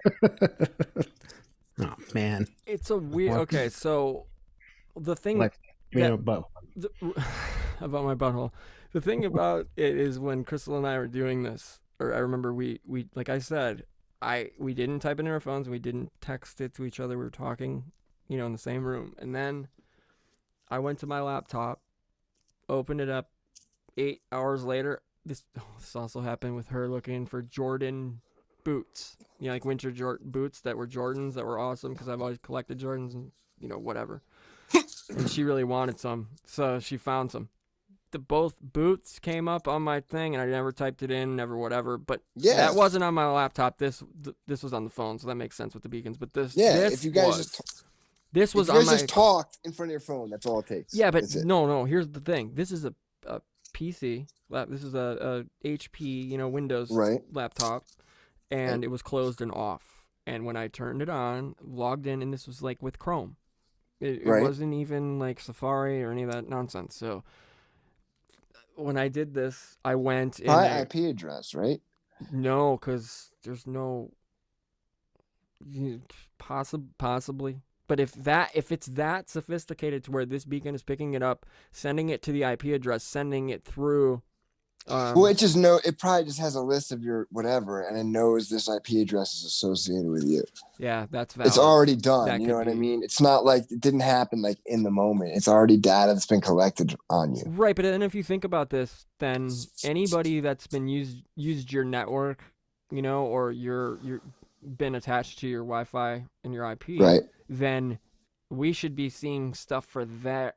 Like, when friends come over, what's the password? Right. Okay. So I don't ever see ads, for them.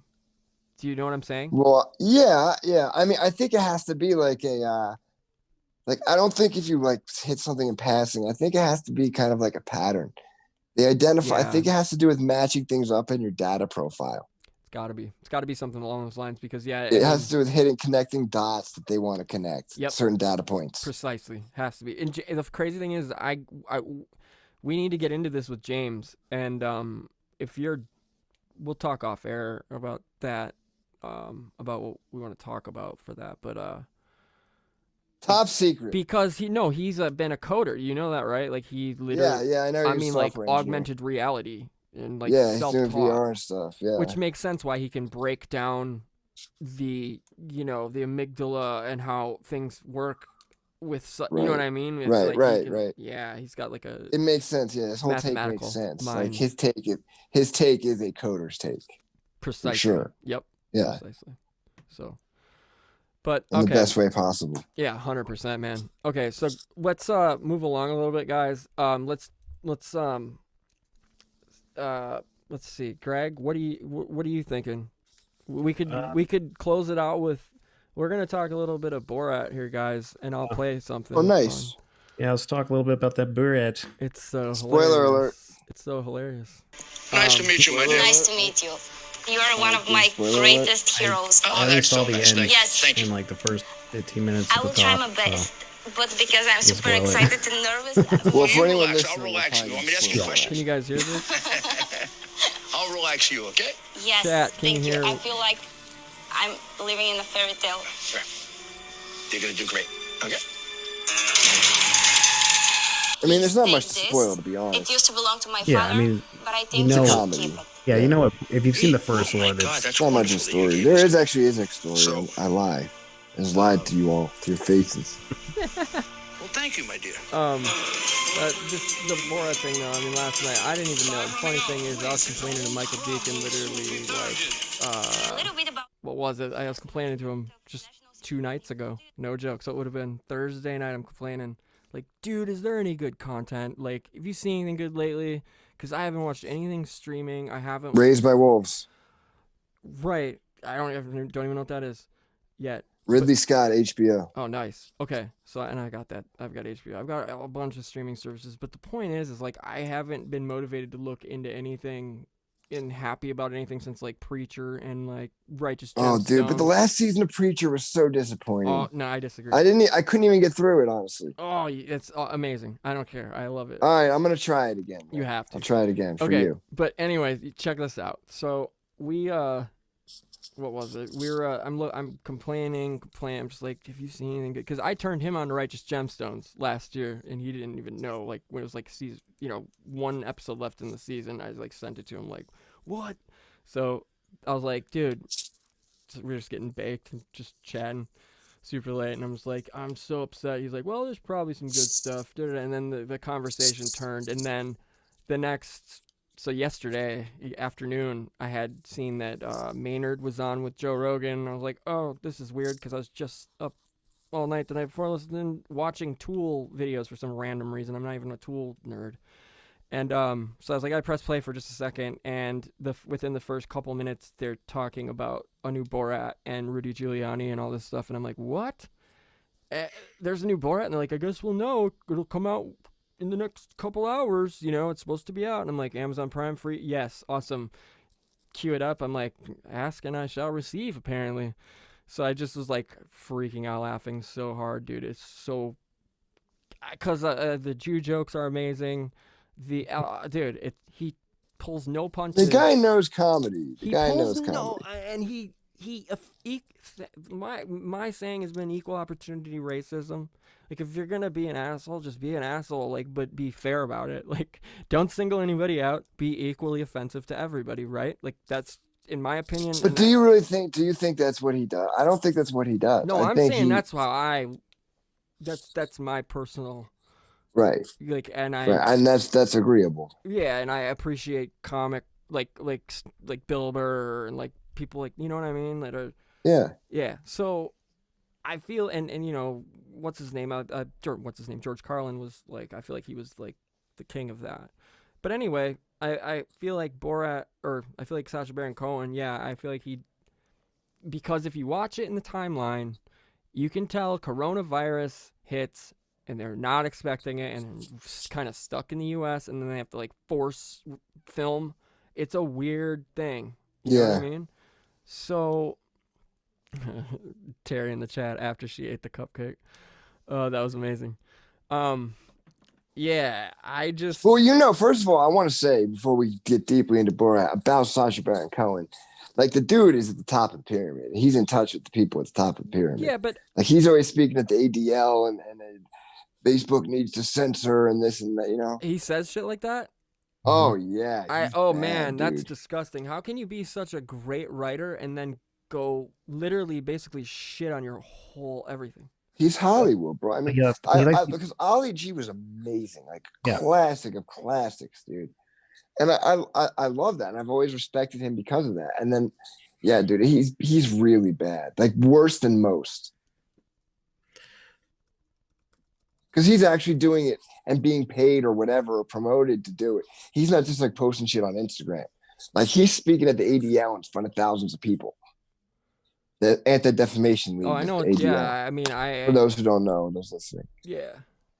Greg, take over. Okay, I was just gonna say he's been playing the Hitler card a lot lately. It's just basically saying, what if Hitler had Facebook? It's like, that's what if Hitler had Twitter? I'd follow him. Yeah, all day, dude. I don't give a shit, and I'm part Jew for what I understand. I didn't find out until I was 30. I just don't think Hitler would be that motivated if he had Facebook or Twitter. He's what are you talking about, dude? Have you seen Trump? That's what I'm saying. Trump basically is Hitler. I mean, right? Sure. I don't. Less murderous, I'd say. No. That's what you think. I don't know, man. I'm not gonna say shit. I'm not a Trump supporter. But anyway, back to Borat, right? Yep. I definitely thought it was funny. I laughed, and that's honestly why I watched it. No, because did you watch his other show from last year? Who is America? I think. That was amazing with Dick Cheney. That was amazing. Some of it was hilarious. Some of it was awful, but it was good. Yeah, but he, excuse me, he definitely. I mean, it's good. It's never as bad because a lot of these shows lately are just so overtly political. Like, it's really they even claim to be nonpartisan, and we're talking about everyone needs to vote nonpartisan, and then the whole show they recite Democrat talking points that technically aren't partisan, but they're Democrat talking points. You know, it's like the actors are like coming on in the break saying this. It's not even in the show. It's like they're coming in anyway. That's kind of why I watched it. Is the point I'm making was to analyze it because that's kind of what I do. It's a passion of mine. Is watching these movies 2 or 3 times or shows and really de-occulting the symbolism. For sure. And getting down to it, if for no other reason than my own, to satisfy my own OCD, I guess. But no, I'm that's with what you. I thought it was going to be, and it honestly ended up being kind of just like I mean, there was definitely some shit on right-wing people, which I don't really care, but it's great. I love it. It was a Gotta be funny equal movie. It was a opportunity, funny right? movie. Hate both sides equally, make fun of everything. Like you Yeah. covered all the bases. I was laughing. I was like literally crying laughing. It was funny. Turning It it. was I had to funny. pause it and be like, "Oh my god, it's amazing." The Jews do adore Trump, and it's because he's a Zionist. That's what I was gonna say. Like he's not like Hitler exactly. If he's Yeah, he's super Yeah, that's Zionist. the thing. That's why I think they're all on the same team. They are all Because the all same these team. people are at Trump's wedding. All of a sudden, But he's here's the racist thing, overnight. Trump. No, here's the thing. Greg is spot on. I have the same take. I don't know if you probably feel the same way, but what is Trump is like a white trash version of the blue dude, blood. yes. He's not a blue That's blood. what I was saying. That's what Well, it is. I fucking closed my Zoom like a retard earlier, and I was saying that I think that he's amazing at projecting the appearance that that's what he is. I don't think that's actually what he is. Exactly, and he's.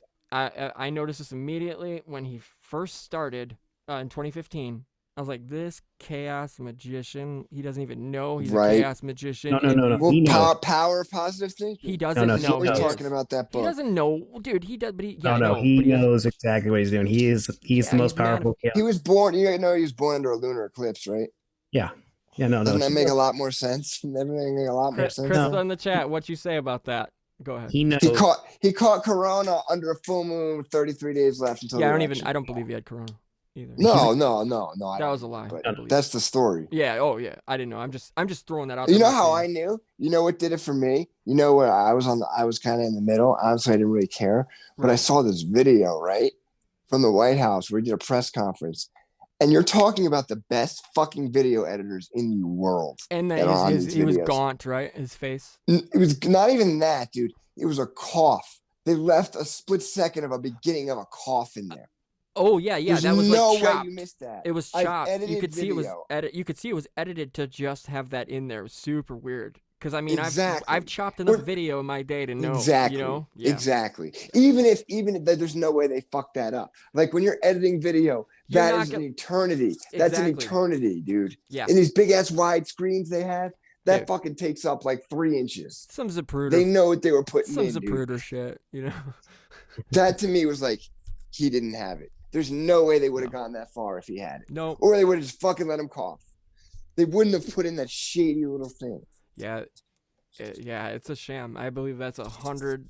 That's an absolute load of trash. Now that You in don't hindsight- get it, dude. You don't get it unless you edit video. Like I might sound like a crazy person. When you edit video, dude, even on a normal monitor, that fucking like millisecond frame, a millisecond frame is going to take up a a lot of millisecond space. frame. You're Along going with to that, see it. right? Along with the fact that you're working with the audio. You're looking at the waveform right there. Exactly. And you're seeing, exactly. okay, wait, all right, you got to be.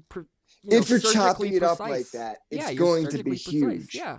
And that you know they got those big ass, Oh, like, dude, they have the. 3 foot wide monitors. You know, those really like not tall but really wide. It's all Avid know systems. they have Yeah, those. exactly. The Avid system. You know they have those. Yep. You know it.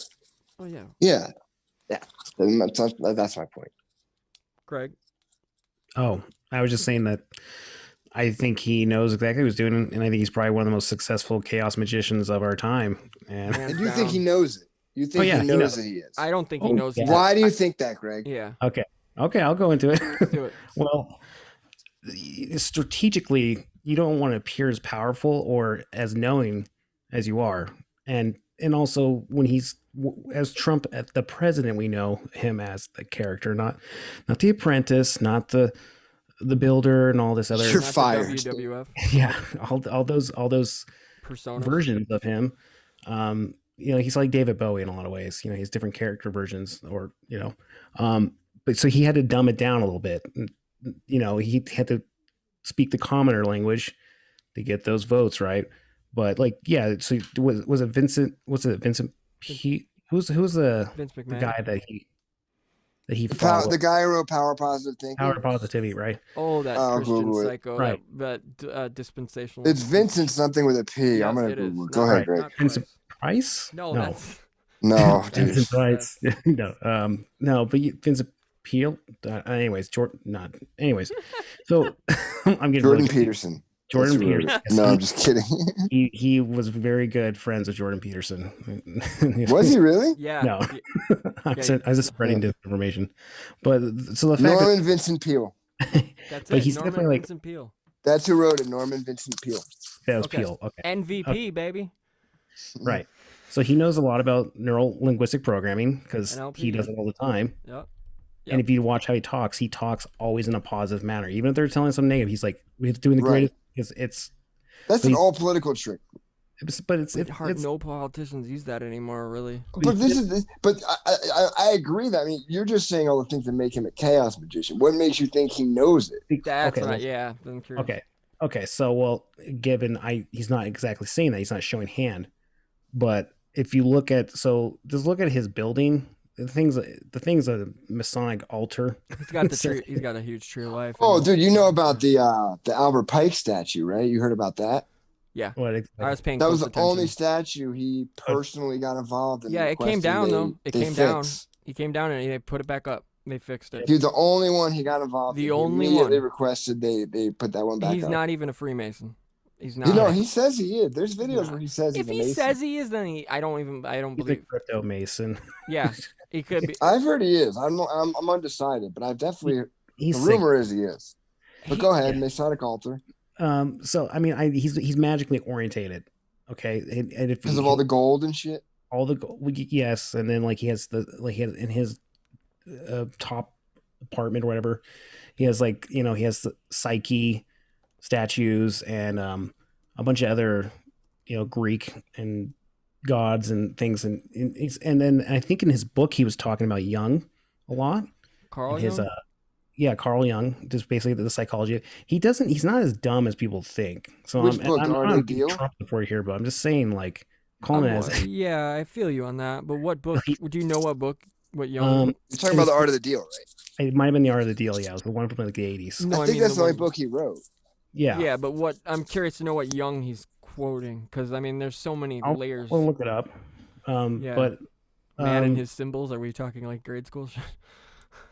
No, but I mean, it's just, when I say chaos magician, so look at this right now, and given maybe this is all fabricated, but everything's thrown at him, and they shit on him, and so a normal person, they're not going to take. He thrives, he thrives on it, and he turns that energy around. Yep. And makes it more powerful for himself. Yep.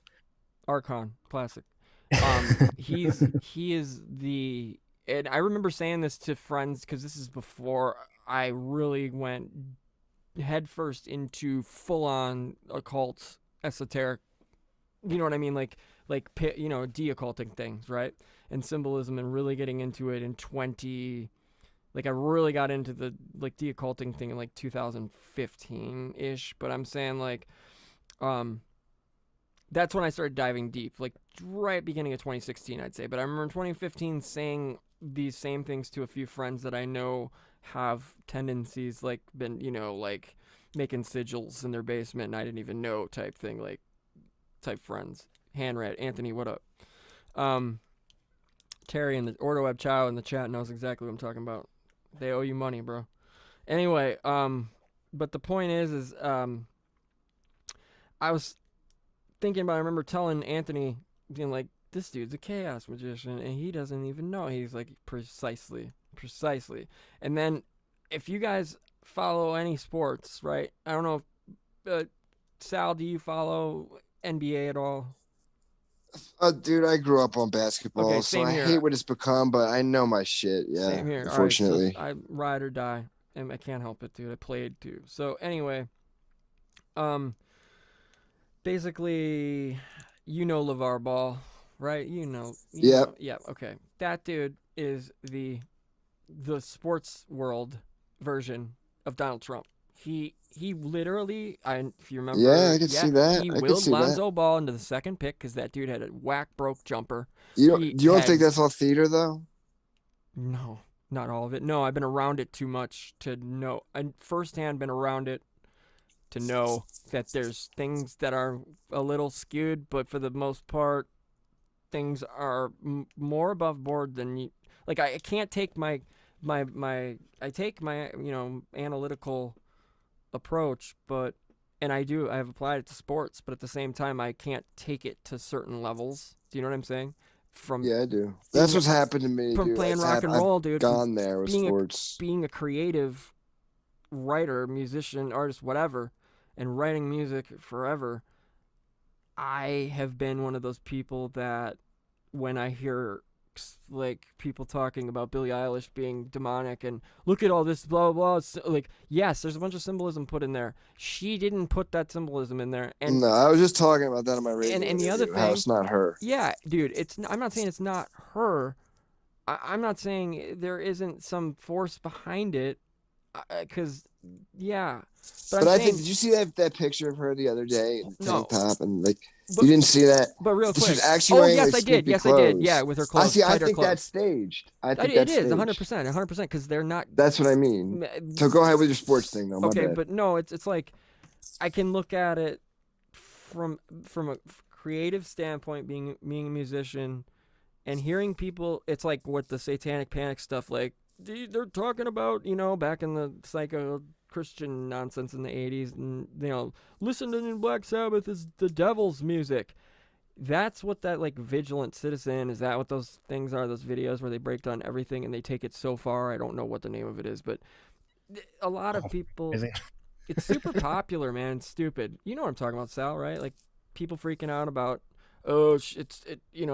Poppy's possessed. Ryan Gable talks about that, and I've wanted to debate him, and it's still open to a debate, not a friendly debate though, of why I disagree that all of this is just some possessed blah blah blah, and that I don't think possession. I think they're using them, whether they're aware. I think some of them are aware of it. I think some of them aren't. I think they're using them to channel those kind of energies and archetypes and shit. Absolutely. Not all of them, but some, to a degree, it's being done. Well, like Beyonce, for sure. Oh, dude, that's the obvious shit. I'm just saying, it's like when good creative music, which I'm a fan of Billie Eilish's music, actually. Like, for real. It's catchy. It's good. From a songwriter's perspective, I like it a lot. But she really has nothing to do with her music either, though. No, like, she her and sings her brother it. write That's it. about it. Her and her brother write it together. So they say, but if you look at the production, man, when you get to that level, the production becomes an assembly line. Like there's like 10, 15 people on a track. I gotta say something. I gotta say this. Okay, so it all depends. It can be, yes, but the way music seems to be going with the death of the legacy, there you go, the legacy music industry, right? And now the rebirth of this new, whatever monster, we don't even know. It's not fully formed yet, right? For the music industry, we don't know what it's coming back as. But it's coming back for sure. Don't worry. But anyway, the thing is I think it's like,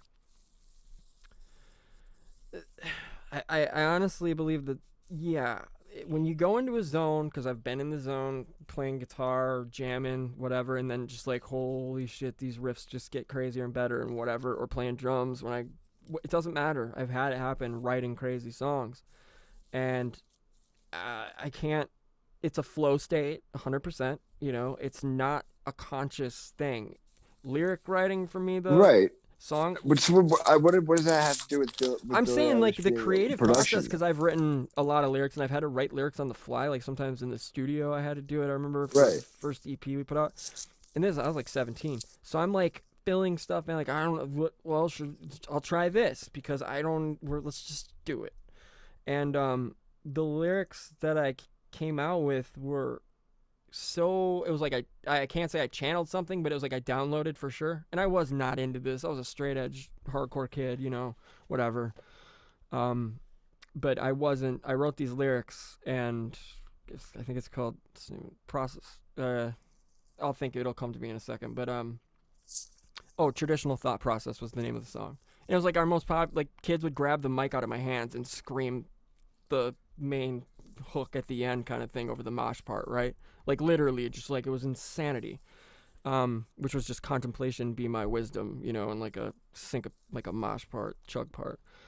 And but the lyrics, when I went back and read the lyrics like 5 years ago, and I hadn't listened to it, and so I was like, holy shit, like they made so much sense. But I'm thinking, how did I write this when I was 17, and now today at 39 years old, this is profound. Like, how did I?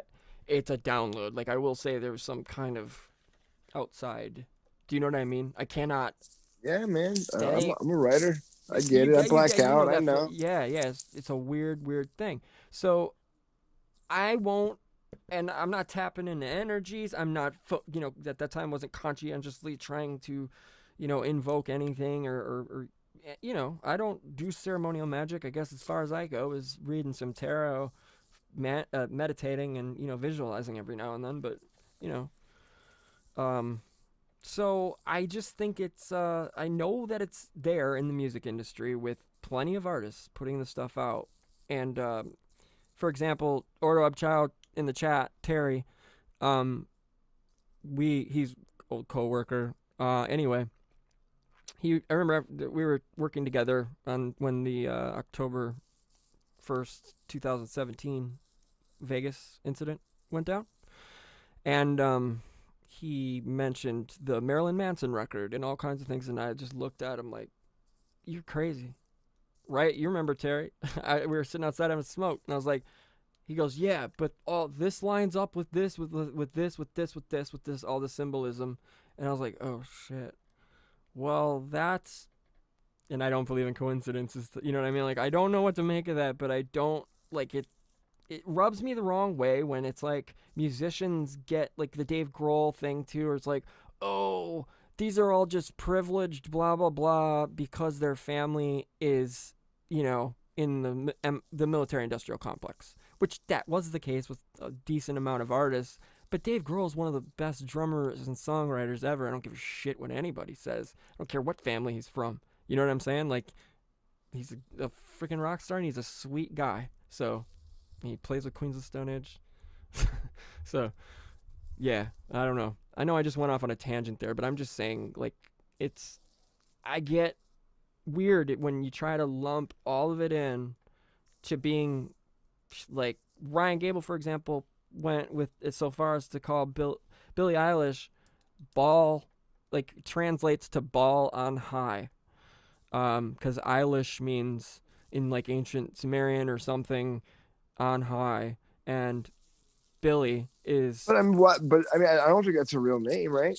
What? So I mean, it is a real name. It is a real name. Yep, it's it is a real name. Or You want to know something weird? Yeah, I mean, I'm not gonna go that far, but I absolutely think that Billie Eilish is being used for some of this shit. 100, I'm not saying sure. she's not. I'm 100%. saying. Go ahead. Sorry. I was going to say 100%, but so here's a weird sync. So her mom, was an actress. She did an episode of X-Files, and it was the episode where basically there's like a ghost boy, and you don't know it's a ghost until like the very end. And the boy, so she plays a psychic, right? And she just had a small role in it, but the boy's name was Billy. I thought that was really weird. Because it's X-Files is weird, but it's like there's all sorts of weird shit like that on TV. Like, do you ever see the Donald Trump 9/11 commercial from the 90s? Yeah, it's like a Serta mattress Serta commercial with the sheep, with the and sheep, they have the 9/11, and they're Yep. sitting on the pillars. Yeah, it's like it's straight up. And one of them, if I remember correctly, one of them falls over or something. And yeah, at the end, real silly. Yeah, it's really silly. I feel like is it from the 90s? I feel like it's from the 2000s. Yeah. And dude, one of the things I didn't know until recently was the exact moment the fucking planes hit the towers. Those kids in the classroom. Oh, they yeah, were plane fucking hit steel. plane kite plane Kite, steel hit must. Yeah. Kite plane steel hit must. Thank you. Again, ready? Okay, it's the creepiest thing in the world hearing that over and over. Dude, I can't even, how is that a coincidence? How can that possibly be a coincidence? I believe that is It might be I think something that's a outside of true human coincidence, control. but it's like, yeah, exactly. That's an out of our control coincidence. It might be something, some like astral fucking entities or some shit. Or it could be Lord technology, right? It could Yeah, straight up be Lord absolutely. I believe a lot of this stuff is outside I don't know what that human. is. Lord What is- technology. Okay, so Lord technology would be, okay, in the Bible, there's 72 names for God, right? Yeah. Okay, so husband, father. There's a million names for us. So Lord, when addressed in the Bible, and the Lord blank, right? Keep ... That would be like overlording over something. Like, I'm gonna tinker with my fucking creation. That's Lord technology. Like, I'm gonna purposely put Joseph, Moses, or what is it, Isaac's son, Joseph, whatever, Joseph Technicolor Dreamcoat kid. I'm gonna throw him down in a pit and let his brothers blah. Like, that's Lord technology, where he's tinkering with the creation, so to speak, in the Bible. So anytime I'm referring to Lord technology, I'm like saying it's like God hand essentially coming down on purpose to connect a dot for something. You know what I'm saying? Or to shed, like, does that make sense? Or is that not? Yeah, I think so. You kind of got to get into like James True's whole thing, dude. You got it's the like lexicon. He thinks that we're like building the Tower of Babel, and the second we get there, we become omnipotent and go crazy, and the cycle begins again. With this AI, that's the Tower of Babel. We're getting to a point where we're going to be superhuman, and once we get to that point, everything fucking snaps. Well, we need to embrace it. We go too. Nuts. That's the thing, and not fight it, because that's something that's like along the way. But right. like as it snaps, we go back. These AIs are like these old gods in the Old Testament are AIs from the old cycles repeating themselves. Right, because and I honestly, it makes sense to a level of like, that's why I can't get down, like, doing all the UFO research deep dive that I went, stayed in that rabbit hole until I got every last drop I could out of it. You know what I mean? For years. And I remember coming to nope, Valet, that's the closest thing. That's all I got. That's all I get. And that's all I'll come to right now with that. And it's all one phenomenon, feels like. But anyway, the one thing about it is actually, I guess, my train of thought just got ripped from me because I looked at my notes. I'm sorry, where were we? We were talking about Borat. Fuck you. And we been all weird. Literally 2 seconds ago, though. Anyway. But I was gonna say with the Borat thing, because like obviously there's this like whole, you got Giuliani in there, and the edit's weird. I'll just say that it's weird. It's a weird edit. Weird, yeah. But I just saw, because I was looking, I was like, I was like saying how Kakistan or whatever the fuck is how you say it. Kazakhstan. Don't be an ugly American, Greg. Yeah, don't be an ugly American. Yeah, I can't speak. I really can't. It's a surprise I'm doing this right now. But there was this whole narrative seems like just too like perfect. You got laptop, and then you got Giuliani, and then he's like, oh, well, here's that's exactly what I said. Dude, it makes total sense right. Why he released it. Well, here's the other thing I just found. So then, and this all started like the New York Post, right? Wasn't that with the hunter? Yeah. So they have like photos shows of Joe Biden meeting with Hunter's alleged business partner from Kakistan. I said that wrong again. I don't care, but but it's like so there's another connection with that country with Joe Biden, because he's like supposedly got a business partner there. Yeah. Right. And then the whole like thing where they try to make it look like it's a shithole, but it looks like it's like Illuminati Dubai. Okay. I was going to say Astana, and that is in like Turkmenistan. No joke. Go ahead. Right before we went on, I mentioned this, and you said save it. Yeah. I'm trying to think. It was, and I don't know why I was watching this video. It was one of those things that, like, I don't even know. What is that guy's name? It's OAN, Jack Posobiec or something. You know what I'm talking about? Yeah, Posobiec. He's a fraud. It was some piece he did about the investigative journalist who was looking into the emails of the business partner of Biden before the laptop thing went crazy. Or because they've had the laptop for a while, so whatever. So they said. Okay, so this investigative journalist said. That there's these 4 countries are referred to the UN of global corruption, and it's China, Russia, Kazakhstan, and Ukraine. Weird. That's a weird. right? Yeah. Just a weird little like tidbit. Yeah. And so why this whole What? thing? Is this, I mean, like, is this a synchronicity or is this like a narrative they're building and they gotta like go, oh, we gotta have, Yeah, the pre-program, the standard.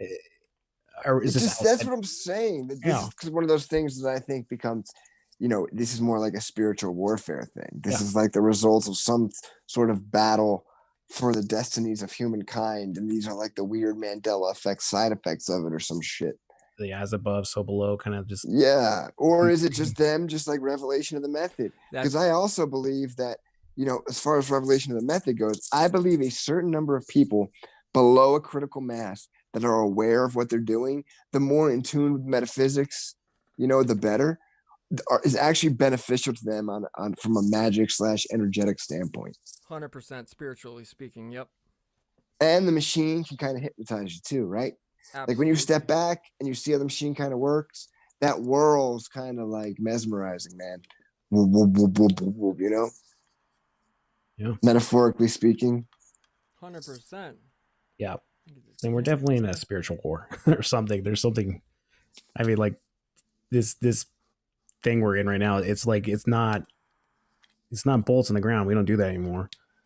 Not really. I mean, we have like Silent weapons for quiet wars, or Right. whatever. Quiet weapons for silent wars. psyops and mind wars and but like now it feels like it's gone to the metaphysics.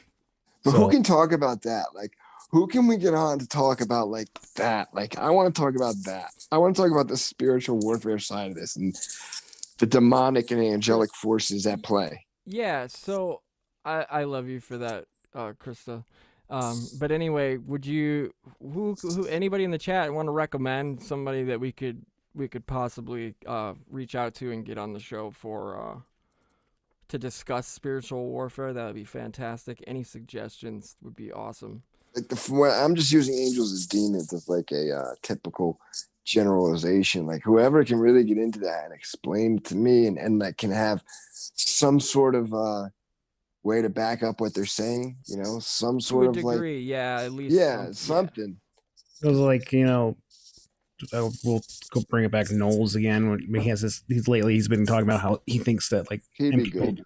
MK Ultra and was used actually to try to make hauled out vessels for demons essentially, or just entities.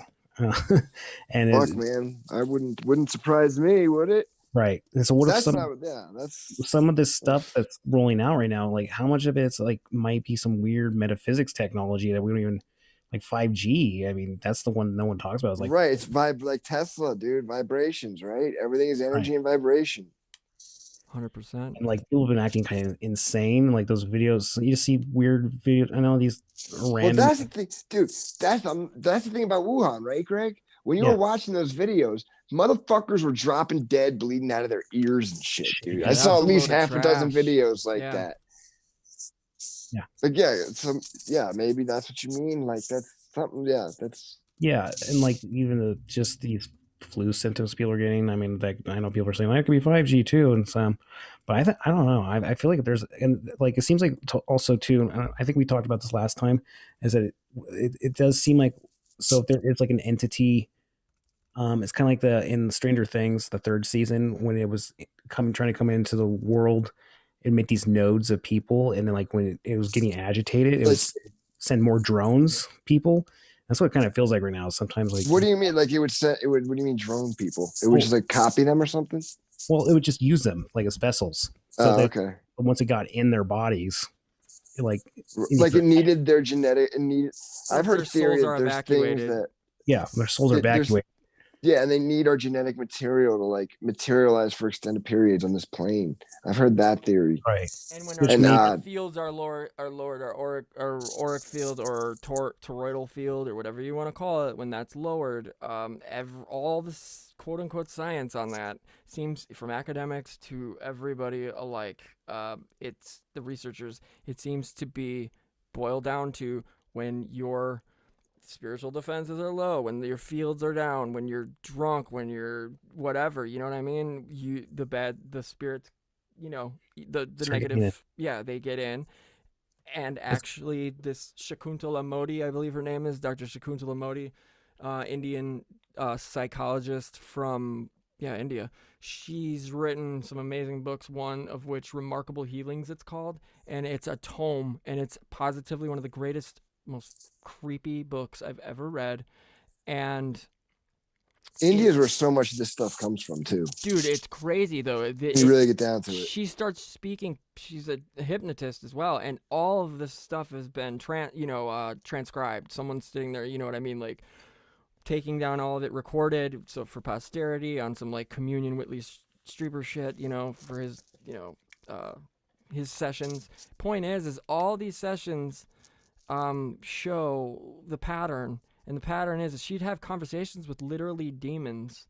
They were calling themselves demons or dark, low vibration energies, whatever you want to call them. We all know what they are. Dark forces, spirits, whatever. Dead people. Explaining though how, dead people as well. Getting into how they, okay, so like this person would be quote unquote have not possession, but would have like issues with drug addiction and this or something else, right? So that's totally tied to possession, I think. Oh yeah, I've been in that position, and yes, I can say there's something there for sure. But anyway, the thing is she started to see patterns, and when she'd write it out, she's figuring out, and she's saying the demons would speak to me like, you guys have to, everybody, I implore you to check this book out. You can still get it for a reasonable price. What's it called again? Remarkable Healings. Get it used. You can probably get it from thrift books, A-books. You can find a decent copy. Get it ASAP. You will not regret it.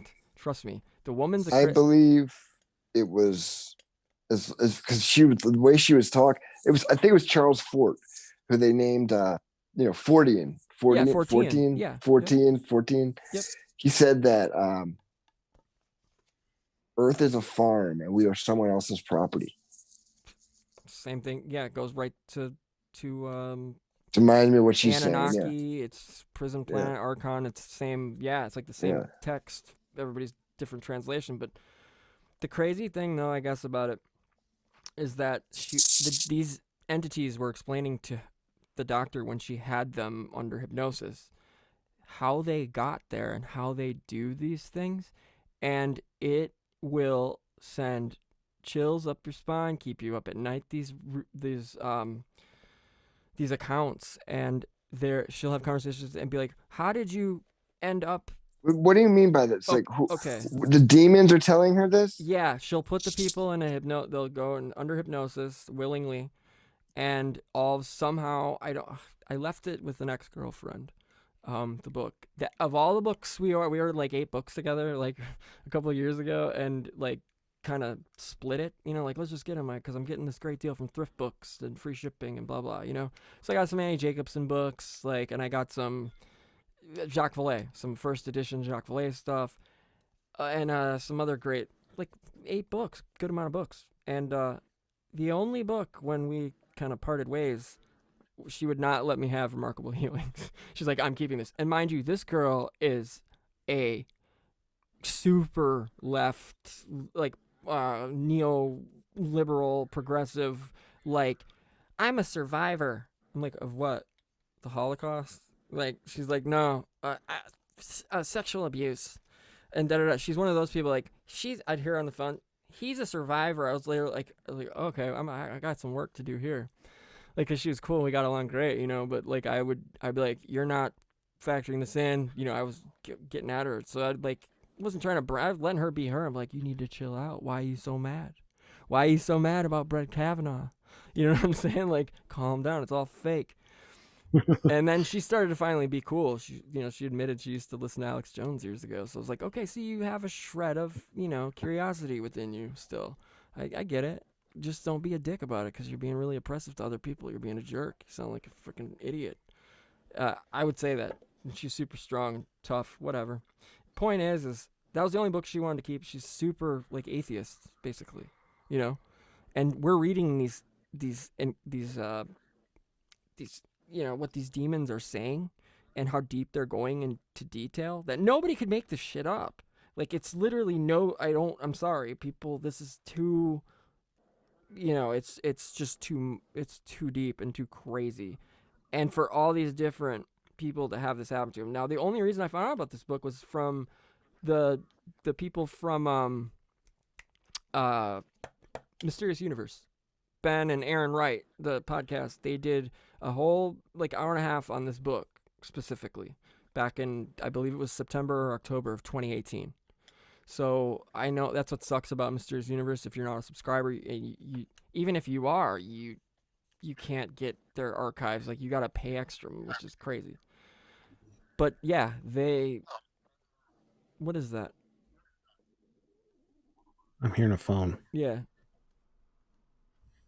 Sal, you there? I don't hear me. I don't hear anything. Weird. You hear that, right? Yeah, I was hearing. What is? It's like, Must be me. There's nothing around. it's okay. Huh. Unless it was an echo from, because I just made sure I was muted. That's weird. I don't know. We're all right. We're all right. Okay. So yeah, I don't know. Where are we going here? Oh yeah, Might have been hearing demons. yeah, demons. No, but I honestly, these accounts were like we were hanging outside of. She would question these demons, kind of get them in a corner and like get some. Is this woman still alive? Yes, she is. When was this book written? 1998. I have one of her books called. It's called Memories of God and Creation. That came out after the Remarkable Healings book, and it's literally accounts from other people that she had under hypnosis that could give this kind of information about God. Is she still doing this kind of stuff? I believe so. But she's got like a private practice. You can Google her. Shakuntala, Shunka.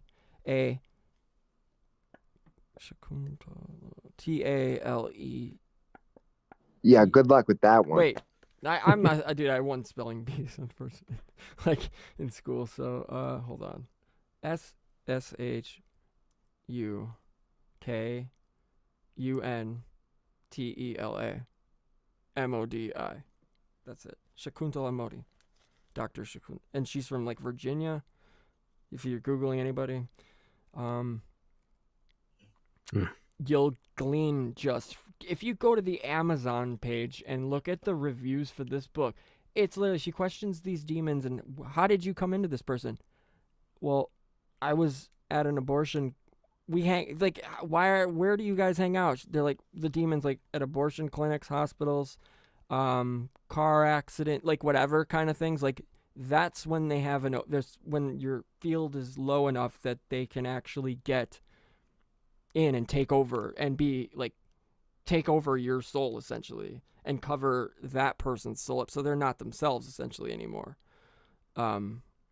It resonates so hard and rings very true when you read this stuff, even if you have no background in any religious anything, if you have no background in anything conspiratorial, it doesn't matter, paranormal, it doesn't matter, as long as you're a curious mind and your mind isn't completely sealed off, closed yet, you will be positively blown away at the accounts here. And it's spine-tingling, nightmare-inducing. It's basically like you saw Preacher, so you remember how hell is in Preacher, right, Sal? And yeah, with the like, yeah, okay, with the, okay. So hell seems to be somewhat similar to that. Funny enough, with the descriptions that they got from the descriptions she got from these demons that were working in hell. Imagine that. Yeah, pretty crazy. Funny how that works. Exactly. I mean, I love the way hell is portrayed. Do you know what I'm talking about? We're talking about, Greg. I've seen like how many seasons are there? 3, 4. 4. I think I've seen the first 2, so I need to catch up. So you saw the hell part where you know how hell works with Hitler down there, and I think that's most of that's in season 3. I think. No, season 2. I believe season, because remember he sends Eugene. Yeah, because they escape at the end of season 2. Yeah, you're right. Yeah, I saw that. Yeah, okay. So you know how hell works with, and I love Tyrus. Tyrus is the shit. The giant. It's like a prison complex. I kind of. Yeah, it's like prison. Hell's like a giant prison that's overcrowded, and they have to live their worst memory over and over and over, which is a pretty fascinating. What would it be? Concept. take on, you know, how hell actually operates. Yeah, it's probably how it probably is. Something is like that. It probably is something like that. Yeah, didn't that show seem very? It's show the comic. I mean, my bandmate Tyler was obsessed with the comic before it even came out. It was like, Preacher's coming out. I'm like, what is this? It's like, you're gonna. I don't even think they could do it for TV. They like, really did a good job. I mean, I They really killed it. could not get into the 4th season though. I couldn't get past the 2nd episode. You got Just it. didn't have the same It feel got to me. better and Maybe it better was and me. it got crazier and crazier and better because you know they had to wrap it up and they weren't necessarily that thrilled about wrapping it up, but they're Which like, well, sucked let's do because, it. dude, the 2nd season was like 13 or 14 episodes. They should 12, have taken yeah. 2 out of that Yep. and fucking put them in that last season. Yeah, I was praying it was going to be a 12 episode. Like, come on, don't you did. It was only like 8, wasn't it? It was 9 or 10, but Oh man. Okay. yeah, I gotta try it again. you have to try it again because it positively. I I can't. love the first 3 seasons were my favorite show on television. When The Leftovers ended, at least. Oh, see, I had to stop with The Leftovers after. Oh, I love that show. I did I too. fucking love that show. But then it just got too. It got too. What's the word? Too vague and weird for me because I'd taken too much time away from it. I want to say. How much did you watch? Oh, season 1, 2. How many seasons are there? 4? 3. 3. Yeah, I remember because there was a long hiatus between 2 and 3, right? I think. Yeah, it was long. So, It was like yeah. a long. Yeah, because I remember that. Like, okay, I guess this ain't coming back, and I remember forgetting and being like into other shows like Barry, and Barry's one of the best shows I think ever. Yeah, Barry's good too. I love Leftovers. There's just nothing. It's like so esoteric and very cool. Very cool. JJ I know why Abrams people don't like it. is a It's twat. very yeah. He's a twant. But Greg, what do you think? What do you think about Leftovers. Yeah, what do you think? I mean, yeah, I didn't. It wasn't one of the writers that did Lost. Yeah, it's JJ Abrams. Yeah, Damon Lindelof. Oh, it's Okay. Damon. It's not J. Isn't it? Wasn't J? Is it JJ? J.J. Abrams didn't really write. He just was like, what his No name? He really wonder. produced Lost. That's all. he Damon Lindelof was the main writer of Lost. Okay, got it. Thank you. Yeah, so like I could see there was like some Lost-esque things about it, and there was things I wish they would have like gone more into, and they're like demons lensing, and I was like, wait, what's that? I'm like, that sounds awesome, and they never talked about it again. I was like, oh man. So yeah, like when it started getting like the metaphysics and weirder shit, I was getting more excited, but I guess because it ended, they didn't really get to go further than that. So that was Dude, kinda- I thought season 2, episode 8, where he dies in the bathtub, like, come on, man. He goes to the hotel. That was one of the best hours I've ever spent in front of a fucking television, dude. Yeah, I no, that fucking was love good. that shit. That's what I'm saying. Like it just felt like once it just I don't know. I guess there wasn't enough for me, but like it wasn't bad. I enjoyed it, but like when they were talking about demon lensing, I was like, what is that? Yeah, give Do me you more. remember that? Give me more demon. Yeah, Lensing. he did. That is frustrating because he could. And then he did Watchmen, which was, I'm a huge fan of Watchmen. The like, movie, I'm a huge fan of. huge. When I tried to watch the He show, I thought it was fucking ruined it, trash. bro. Yeah, it was absolute Ruined it. garbage. I Fake. kinda- Yeah, that pissed me off, dude. I was like, And are I you guess guys the talking? twist by the 2nd episode, I knew he was fucking Dr. Manhattan. I fucking knew. Oh yeah, dude. Obviously, but I didn't even watch it. I didn't even finish it. I stopped It's halfway through garbage. episode 8 it's positively trash, dude. I remember. because it got a couple episodes like in the middle. It's like you're like, oh my god, this might get good, and then nope, nope. Yep. that's what it is now. We're at the tail end of something that everything's falling apart. They're just It's taking fine. things and fucking, Ruining just, it. they're co-opting them, hijacking them, and Yep. using these powerful stories to preach their bullshit fucking message. Yep. Which, by the way, all the cops in Washington masks. Did you see the cops in Seattle when all that shit was going on? They're all yellow masks. Wait, what? I don't know what you're talking about. What's going The on? cops, when Chaz was going down, they're all Oh. wearing yellow masks. Really? We have to ask Jim about that because Yeah. you know he filmed. Yeah, I know. Yeah. I was listening to the James True episode he was on. I know that was hilarious. I was like, what are you doing? Yeah. Yeah, I mean, I don't know if it was one night or what, but there's a bunch of pictures I saw in Seattle where all the cops had yellow masks on, just like in Watchmen. Maybe that's why they did it. I don't know. Just like Yeah. what? But it's funny how that works. Everybody starts wearing a mask, and Wait a minute. I missed something there, Sal. What did you say though? It's just like what you compared it to? I said it's funny how everyone starts wearing a mask all of a sudden. I know, but And before they got that, these show the yellow what mask. What does that signify? I don't understand. it's the Watchmen there where the cops all wore Oh, yellow. The okay, cops that had to makes wear sense now. masks Got in it. Watchmen. Yeah. I'm sorry. I Yeah. totally get it now. Okay. Okay. Yeah. Yeah. And they wore those yellow masks, the cops, like the regular street troopers and Watchmen wore the yellow masks, and that's what they were That's wearing right. in Seattle. That's right. That's wild. Good catch, man. Great catch. So let's conclude the Borat talk for a minute and then roll on and finish this up.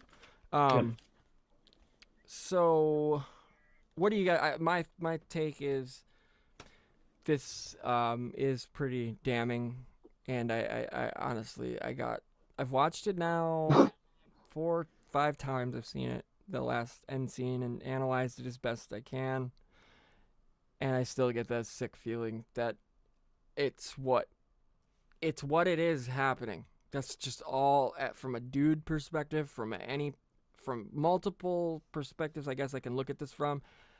I got that ultimate creepy vibe that we all know, dude. Come on, you can't deny it. Like, I know stuff is like staged and whatever, but dude, let's look at who we're looking at here.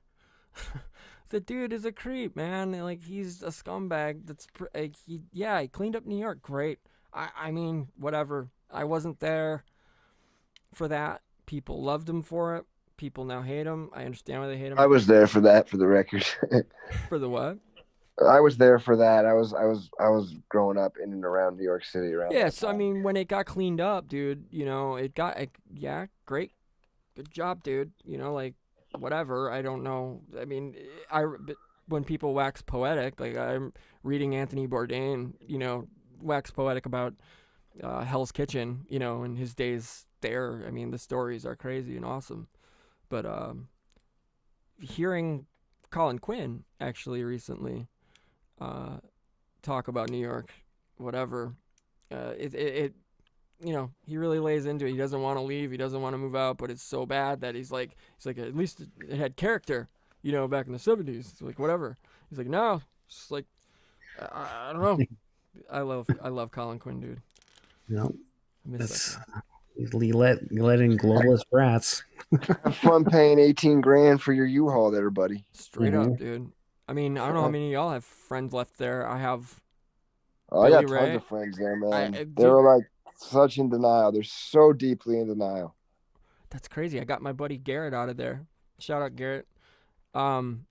He was like, I don't know what to do. I was like, they're gonna shut everything down, and you're gonna be locked out. Get out now. He got out, literally because he could, with some like hot girlfriend, whatever, rich family type situation, some famous architect, and got out. He hit me up the next day, and I was like, are you safe and out of there? And this was like 3 days before the lockdown happened.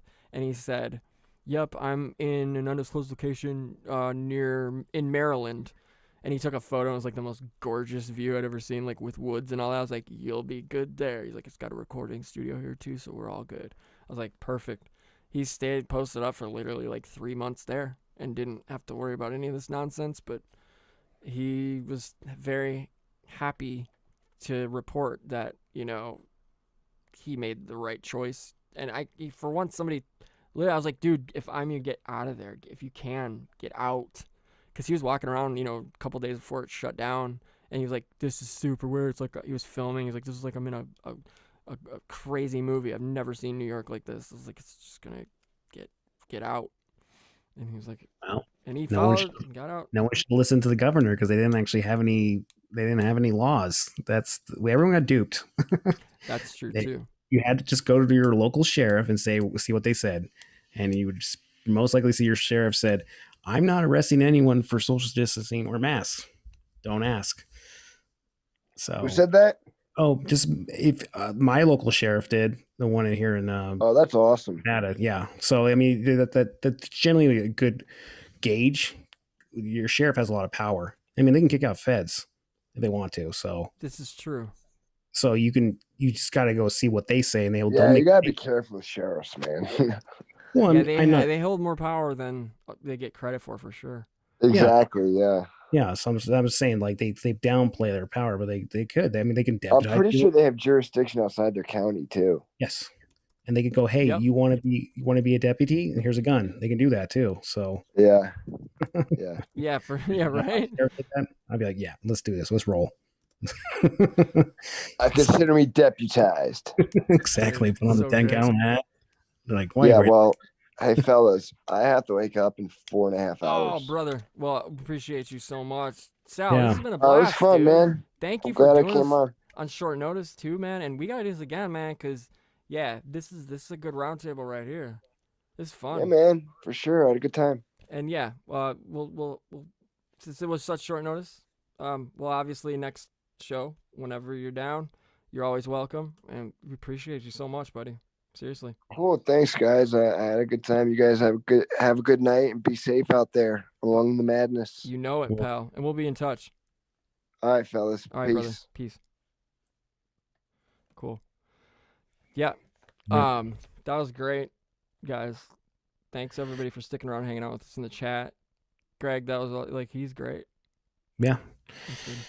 He knows this shit, and he brings the East Coast flavor, which is nice, For sure. No bullshit. Now we have the whole now we got it covered. We got full West Coast. We got West. West. We got West. We got, what would you consider? Midwest. No. Are you no? Well, I'm Midwest. I don't know where anything is. You're a geographic Right. retard. Oh yeah. Okay. Clarifying. But I'm not. I can't. Like, I have to have I have like my natural compass. I guess I think it's just growing up next to a lake, a huge body. Like my natural compass is the east, so the lake is my true north here. Like everything is based. I can't go any further, and it's just gonna go into the lake, right? So yeah. But I find that. I was just talking about this with Jim last night about Portland. It's one of the weirdest cities where I can't remember. I spent enough time there, but I can't. You know what I mean? I could never really get my bearings in that city. Whereas, like, when I first went to Austin, I could figure it all out super, super easy, and multiple other cities. But that threw me for a loop. It was probably the fact that there's so many, mountains and rivers and shit and bridges. And I'm like, where's Mount Hood again? Oh, yeah. Okay. It's just, I don't know. With no hard, fast barrier type thing. It's like a lake or whatever. So... I know we didn't get into that one. I was like looking forward to all the weird shit about the weapons of mass destruction thing. Oh yeah, guys, we're gonna get into this topic if you guys are interested, and then close out the night. But we're gonna look into the supposed Stargates in Iraq, which obviously, for those that don't know, Iraq is the breadbasket. It's the Mesopotamia. It's the Sumeria. Cradle, supposedly. Yeah, it's the cradle of Civilization, unless it's the Pleiade or the Pleiadi. Here we go. It's getting to be that time. But Terry in the chat says we should be Mid-East, not West, and I agree. We should be the Middle East, but it ain't fair. But I don't know. I don't want to be a sand person. Nice say. Jesus. That wasn't even canceled. That wasn't even a joke. Cancel guys, everything. Yeah, cancel. Hey, someone call the owner of Zoom. It ain't Jack. It's probably not someone we know the name of. It's probably a Rothschild though, or a Rockefeller. Anyway.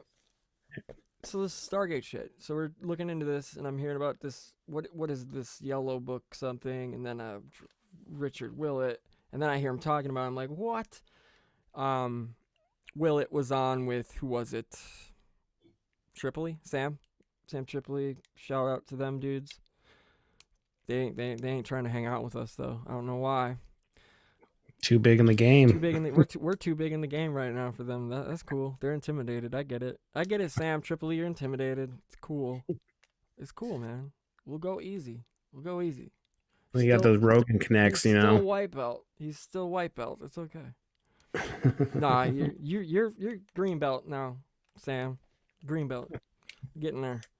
But yeah, I heard Willett on there with him, and it was great. It was great dialogue. They went back and forth talking about how the Iraq War was actually the weapons of mass destruction thing was actually not a lie on its face. There actually some truth to that, in the sense that it's not the weapons of mass destruction that we think they are, the public, but so to speak, if you could put all of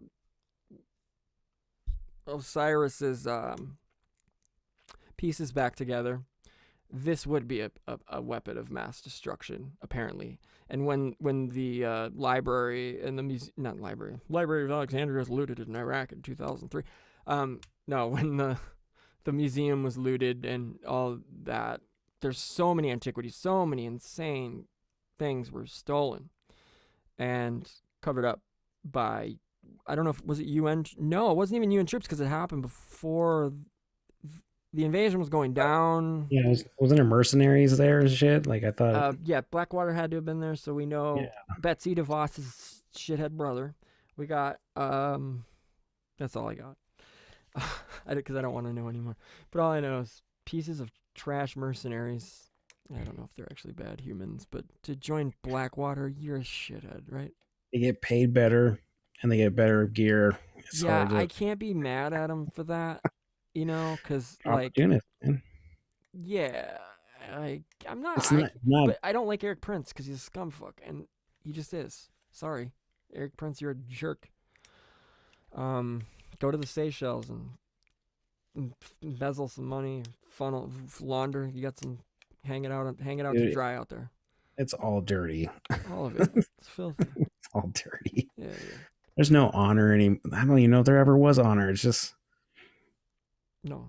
There's no honor. We don't, again, wheels or circles of reality. Whatever Iraq was, it wasn't what they said it was, and it wasn't just get Halliburton and other contracts. Get them paid. Yeah, like they need more money. Give me a break. Oh. No, there's a lot. There's levels to this that are just untouchable still. And it will be digging at this for eternity. If somehow like the internet doesn't fry and everything, all this information gets lost, which I'm not trying to put that on the atmosphere. But anyway, yeah. So apparently all these pieces, this is the theory from what I understand, and if I'm wrong in the chat, if someone would pipe up, that'd be great and let me know, or let us know. But the theory is that there is a weapon of mass destruction if all the pieces could be put together. So these pieces apparently, I don't know what pieces in quotations, right, like of some ancient technology that did in fact have, that could answer a lot of the questions that we, have every day, most fundamental questions we can ask.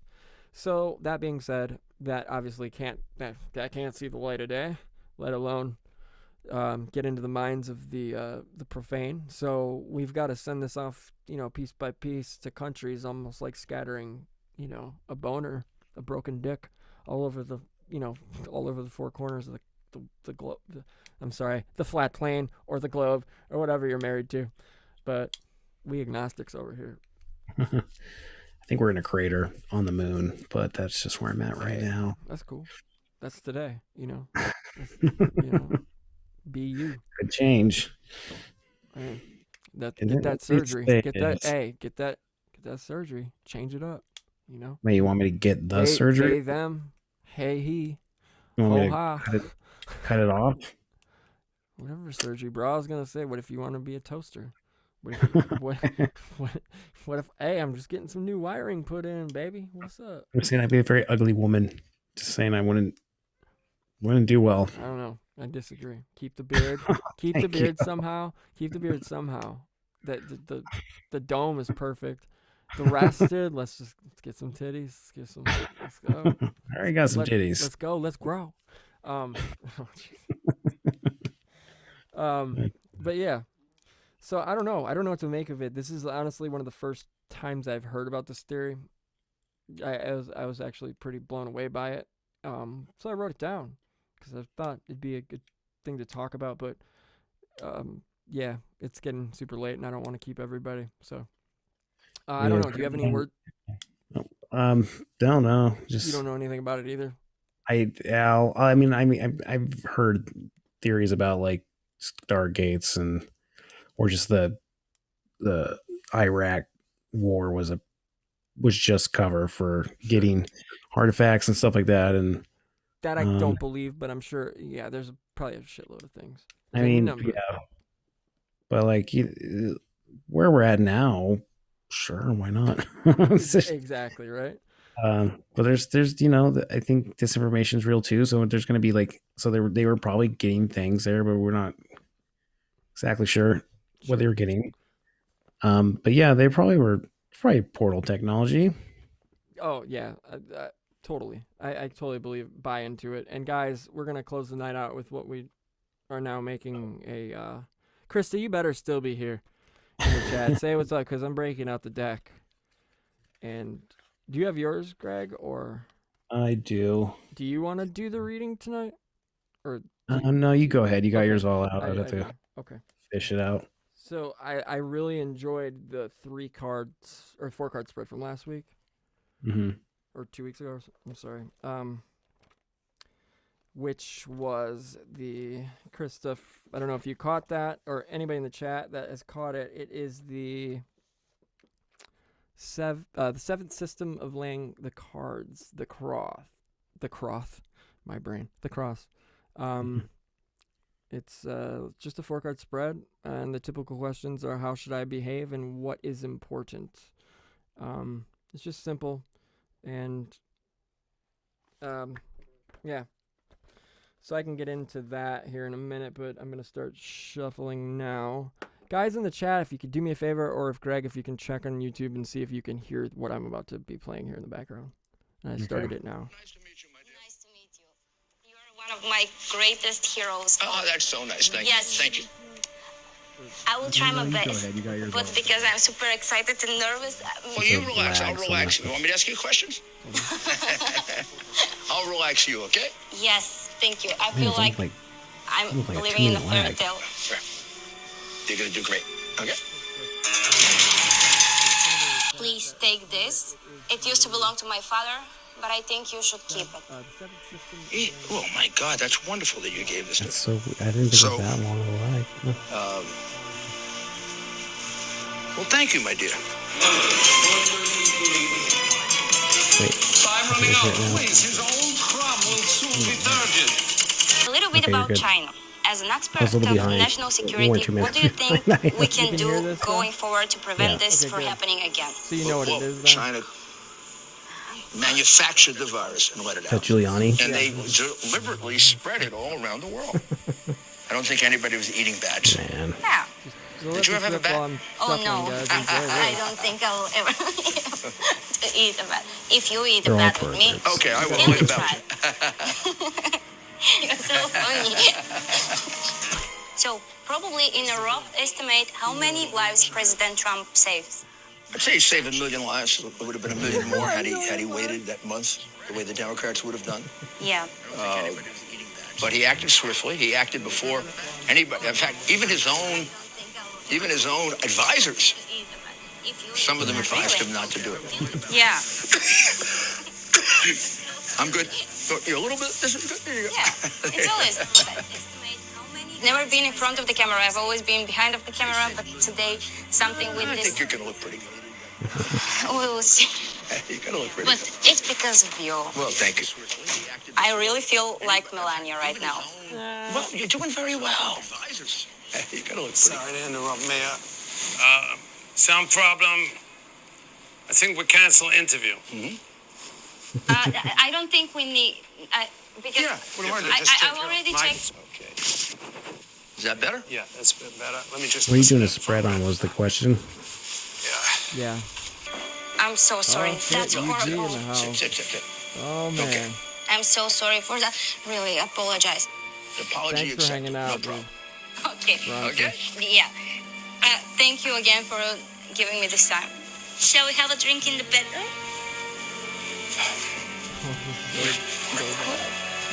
What happened?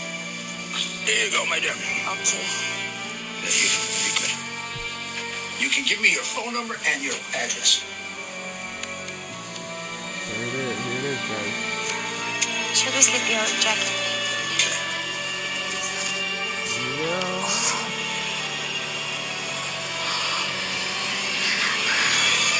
Put down your crumb.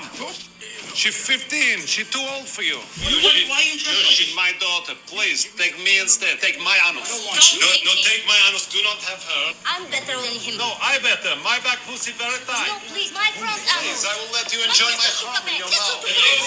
No, I better. I would love to I was marry in you. prison many years, so I have techniques with my mouth. What's going on here? Look at this guy. I forbid this union. Rudy, Trump will be disappointed. You are leaving hotel without golden shower. Oh, it's amazing. Okay. I'm better than him. I better. So good. So good. Okay. So, guys, we need to focus on what do we want to know? What do we want to know? What is going on in Iraq? Right. What was the thing? The weapons. Stargate. That's not going to be enough information with the cards, unfortunately. And then we got the ZD there too. What's going on with them? That's weird. The Yazidi people or Yazidi? Yeah. Yeah. They're the devil people apparently. They're Yeah. hated. Yeah. Peacock devils. Yeah, for sure. They're like the most beautiful. They're like the most beautiful people too. With like they're like Blue eyes. olive skin, blue and green eyes, like bunch of smoke shows. Okay. So, as you can see, we're doing our weekly reading, guys. So I need to be focusing on. Okay, how about this? I think this is a good thing to stick with, kind of, which what we've been going with how should we approach going into the next 7 days. Isn't today the autumnal equinox, technically, truthfully? I believe it is. Yes, it is. So that's something too. Yeah, we're really very, very close by Veronica in the chat. That's crazy. I had no idea. Veronica in the chat is literally, how wild is this, Greg? Literally, how many miles would you say, V? Probably like 10 miles away, maximum, not even. Union Grove, maybe it is 15 minute drive from here, just straight west. That's really random and awesome. We're very happy to have you. Okay. So I'm thinking we'll go along the lines with how should we proceed into the next week with the election. Do you have anything in specific? Anybody in the chat? Pipe up now. Speak now. If you have a question for this tarot read. Yep, 10-15 minutes tops. V.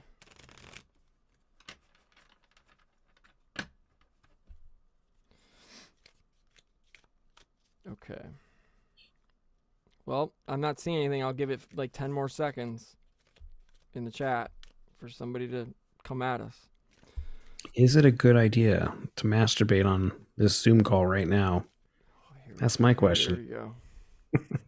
Just don't stand up, Jeffrey. Just don't stand up, okay? Oh my That's God. contemporary humor because it just happened. That is extremely. For those that, and we'll leave it at that because that's how we roll.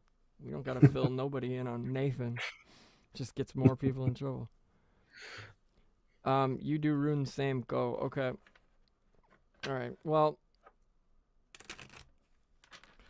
let's do that. All right. Let's do it the next week. What do we got this week? We've got Halloween on the 31st. So we got Samhain. We've got, Samhain. We've got, Dia de los Muertos. The second, I don't know. Like, it's gonna be crazy. We got that full moon coming too. It's gonna be wild. So that's when the demon portal opens up completely, and we're all And fucked. it just, yep. It hemorrhages. That's the election right It there. hemorrhages, yep. And obviously, everybody, you all, if you don't know by now, we will not have a decision by the end of the night on election night. Probably won't know for a few weeks, and those few weeks, everybody should be armed. I would say it's a good idea to stay home, stay armed. And let's say whoever they say won, they're gonna be like, no, they didn't. Exactly. And everyone's gonna be like, no, they didn't. And It doesn't then, matter. Yep. Then it's just gonna be and civil, Yeah. like a hot civil war with ammo could start. But with like a lot of fat people. Oh So yeah. it'll be pretty hilarious. Oh yeah. Out of shape. Just like it's gonna end quickly. It's gonna like the McCluskeys. Yeah. Everyone's gonna be like, I should have stayed home and watched Netflix. This fucking sucks. Yeah, right? I should have watched Cuties. Contemporary. Yeah, right. Oh my god. Okay. This is fire. All right. So we're doing. I need a little bit of direction. So we can do. Yeah. Why don't you ask what's Halloween gonna be like? Or what? Yeah. What can we prepare for Halloween, or how can we? I don't want to say plan of attack because that's not what I mean at all. Yeah, because this is like, is it your Halloween? Is Right. it mine? Exactly. Is it someone in the chat? Is it collective Halloween? Semantic satiation, baby. No, I know. So let's just do this for the entire vibe of the tribe of people that we've got rolling with us right now. So, Sure. And then for future people coming in, this will just be proof that we are true. We're true wizards, and charlatans be damned, because we're the fucking sorcerers, dude. Let's be realistic. We're the ones pulling the strings right here. Confirmed. Anyway, I'm gonna need you to, because I'm gonna adjust my camera so we all can see the spread. I will enhance the lighting in here.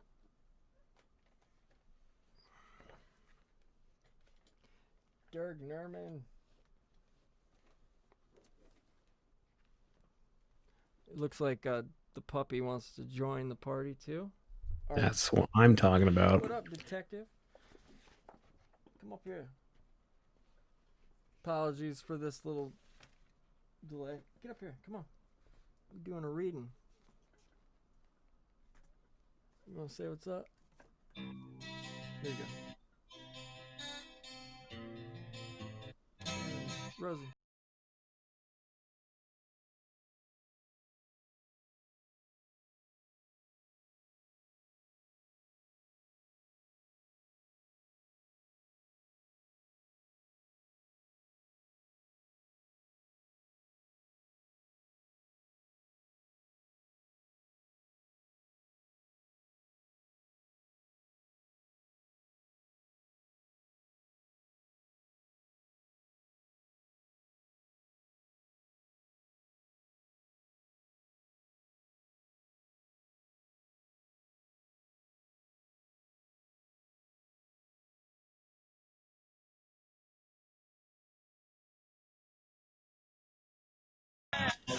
She broke away from the force though as a detective because of all the backlash, and she just wasn't having it. So she said, "I'm starting my own, PI service." So she's into that right now.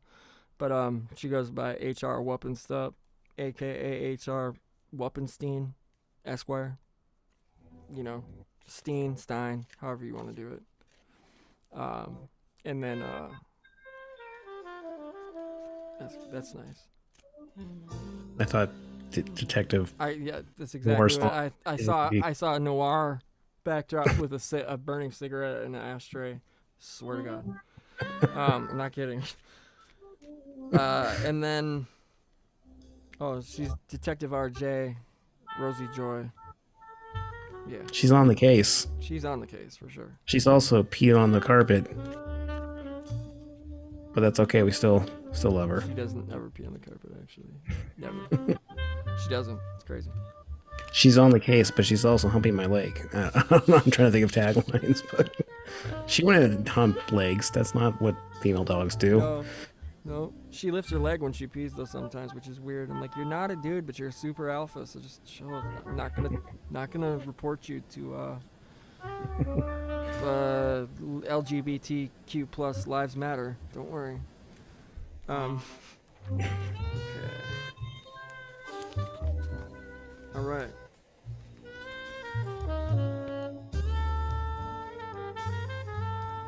Enjoy that.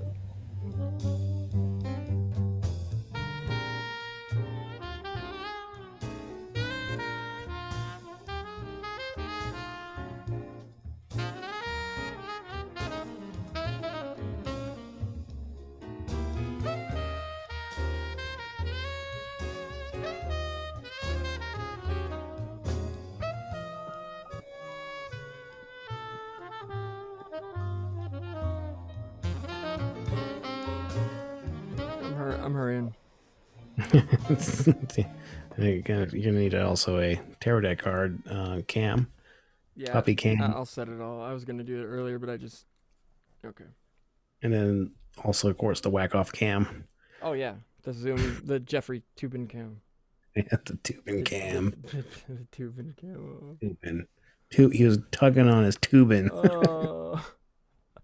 See, that's not even a real guy. That was all made up.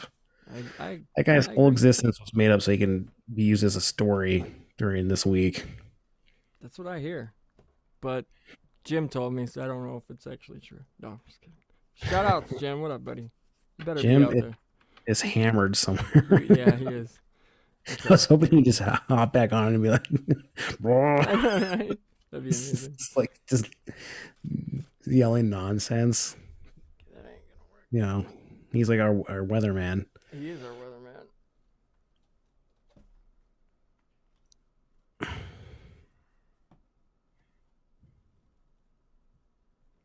Ooh, that's fun. That's fun, isn't it? Okay. Yeah, that works.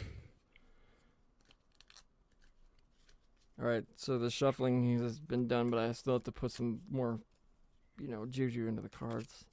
Okay. Cheeseburger. Okay. So for the week, for the next week, for the upcoming week, for all of us, for the tribe. What do spiders run as? The crack cocaine spider. I gotta get that, drag that audio out. Yep, you gotta leave the one that fell out on the side as your extra card. What do you mean? What is that supposed to mean? So if you have a card just like fall out while you're shuffling, that means it's an extra like indicator. Like you're. Should I leave it face up? Just if you already saw, you can leave it up, or you can. Well, you know how I roll, so you can guess where it. You can guess, I'm sure, because you know how I lay shit down. Mm-hmm. So you know that it's in that. I bet it's a trump card. You bet right. You bet right. You just won. Usually is. Yep. 'Cause that's how things. That's just what happens around here. Okay. So the next week, how to proceed the next week. From a basically to remain balanced, kind of a middle pillar sort of read, right? If that's all right. Mm-hmm. You feeling that, Greg? You want to know? Do you need to know? I do need to know. I need to know too. So I'm in constant anxiety. Okay, so I'm gonna need you to cut though. So you're gonna. This is easy. So I can just do with my finger then, and you tell me when to stop.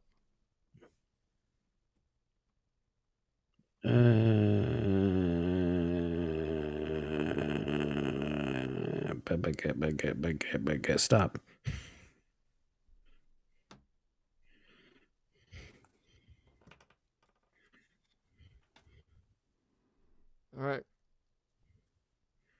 Boom.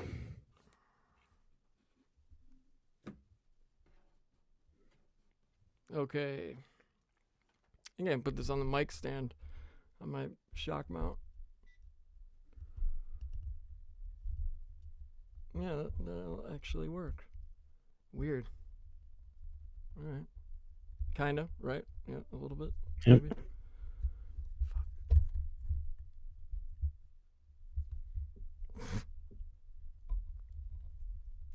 It's all my mom on a mouse pad from like 1980. Okay. As you can see, this priestess fell out. Little bitch. Okay. Here we go. She's hunting. She's hunting.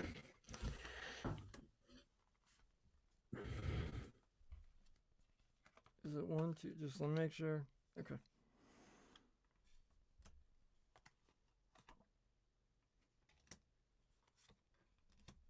All right.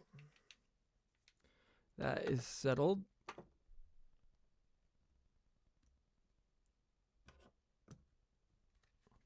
Okay. So, pardon me while I adjust my mic just a tiny bit, and that should be better. And let's see what we get here. Okay. Card 1.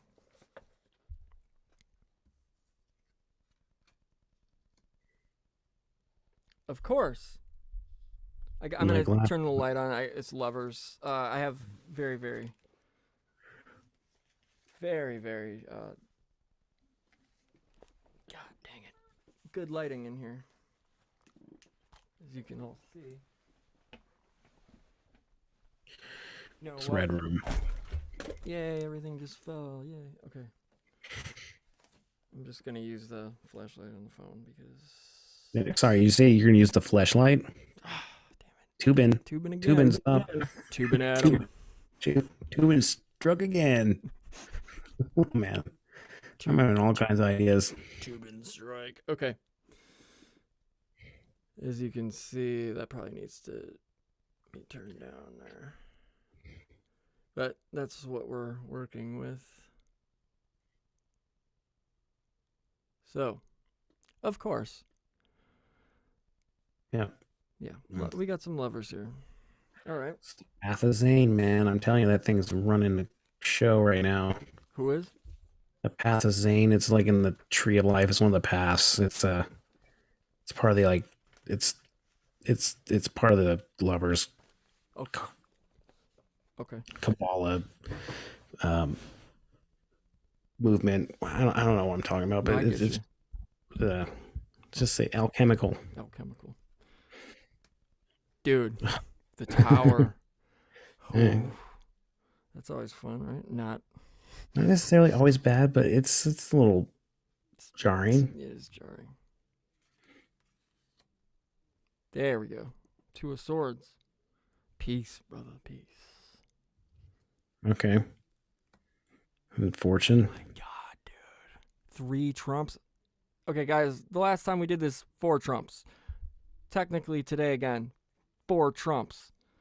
But that's not the point. The point is we need to get to the bottom of this. So, the lovers, 6. All right. Now, what can you tell when you're doing this? Would you say what each card's place? What would that be in the question? Yeah. So in the question, 1 deals with this. Okay. Whatever the 2, you should not deal with this, or you should not do this. 3, you should do this, and 4 is this is where it leads. This is what it is good for. It says in the interpretation, the most important thing is to work out the difference between the cards 2 and 3. For similar cards, it is precisely the fine difference that can contain the essential points of the statement. If you lay the cards in times of personal crisis, this card laying method can frequently give you a very helpful indication if you simply ask the question, what is important? The significance of the positions is then, 1, it deals with this. 2, it is not important now, you should avoid this. 3, this is important now and should be done. 4, this is where you will be led next. When you are here, you can again ask the cards, what is important? You can use the same card laying system if you do not understand a card you have read. You should then mix all the cards again and lay them according to the method of the cross with the question, what is the meaning of card X as it was laid last time? In this case, the positions have the following. Okay, so what do you glean from that? So, Lovers is in position 1. Right. Towers 2. Towers 2. 3 is the sword of, or 2 of swords, which is peace. Okay, and so 1 is what you should do. Or 1 is what it deals with. What's it deals with? 2 is.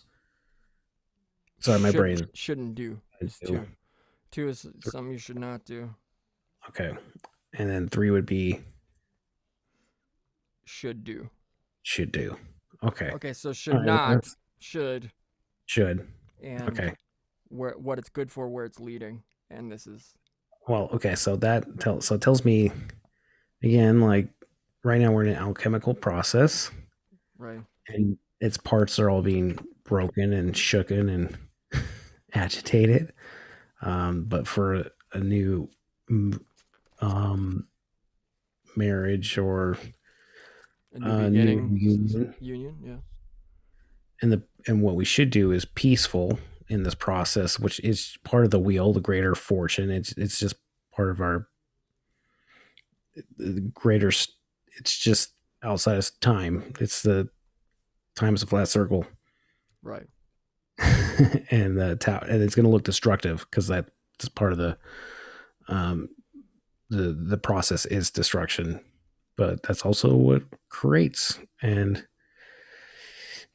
I don't know. I don't know if I'm reading into that right, but so is that for this coming week, or was the general question? It's the coming week. Yeah.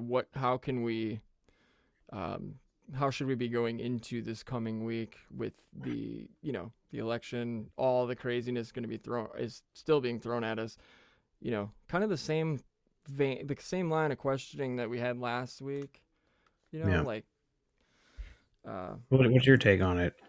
Well, I want to look a little bit here again for the 2 of Swords because I'm not that familiar. So 2 of Swords is peace, the spirit of balance, dualistic thirst for knowledge. The goal of the card is counterbalance through finding of knowledge. Balancing justice is the quality. It says in the, let's see, we got this. Energetically, the 2 of Swords characterizes the thinking that polarizes the world in order to comprehend it. This concept of reality prevails today as an imperturbable,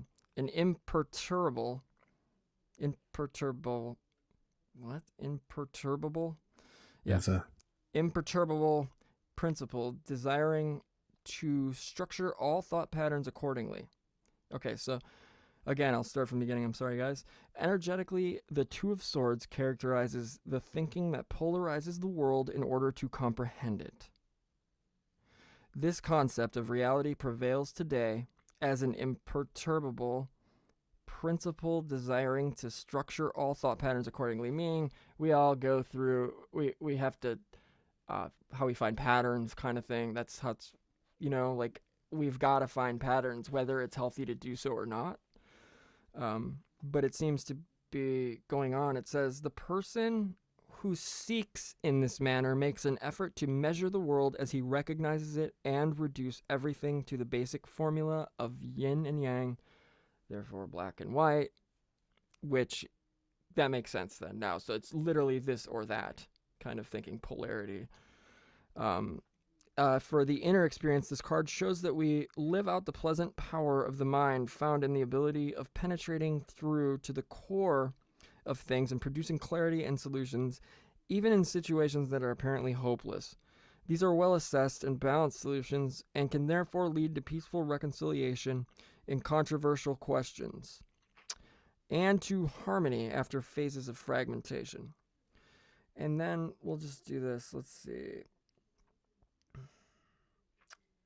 In the personal relationship department, the 2 means that previous differences and controversial standpoints can be united and the middle point between the two extremes is sought. There you go, middle pillar. It represents a well-considered model of a relationship in the manner of a mobile, or a mobile, which has a good chance of lasting even through intense storms. Interesting. Okay. You mean like the storm? Yeah, right. So Cute. I know, right? Okay. I just had to throw it out there. So let's look into the love or the tower and see what significance. It's got Halloween colors in it. Yeah, it certainly does. Jack-o'-lanterns, fire. I get it. Yeah, we get it. Halloween, cool. We get it. You guys we get it. You guys are Satanists, okay? You're witches. Warlocks. Okay, so the tower. I mean, when we talk warlocks, how can we not bring up our good buddy, what's his name again? Bill Cosby? No, Bill Cosby. Crosby. Oh. That slobby fucking... Okay. So... Michael Deacon apologizes, by the way. He's got a headache, couldn't make it to hang out with us on the show tonight, so... He did a show just before we went on, so it's all good. Okay. So the tower... Okay. Purpose of the destruction is obviously the lightning and fire. The external omens of that inner intention of breaking open the armor, and the time has come to do so. The tower, which, ooh, dude, this is heavy. You get where I'm headed in my head, right? With this. Maybe. Okay. But I can't read your mind, but we'll try. I think you can. Think about it like the tower. It's the election. Shit's about to. Yep. Yeah. Oh yeah. Yeah. Trump is the tower. That's like, I've been saying this for years. Yep. He's a damn magician. He's an obelisk, and it's about to. Here's the other thing. It's about to crumble. Well, yeah. Well, go ahead and finish. I'll Okay. throw that on that one. But go ahead. Okay. So, the tower, which apparently protects us as long as we believe that all threats are to be found in the external world, becomes unnecessary as soon as we realize the problems are all inside the tower. This then turns the walls holding together our external image of the world into our enemies, denying us of inner growth. The task is now to overcome the guardian of the tower. However, since all of these logical and practical standpoints are united with each other, this means turning the usual course of events upside down. We must encounter the psychical upheaval as if on a tightrope without a net, and with only the calm trust in our inner growth. It is never evil, but rather necessary development, when the changes wearing the mask of destruction are placed in our path.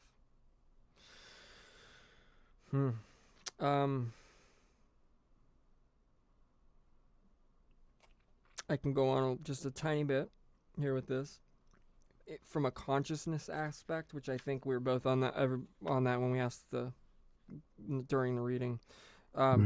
This card points to the abrupt, in part distressing perceptions that cause our previous firmly established concepts, convictions, perhaps even our entire image of the world to waver or become overturned.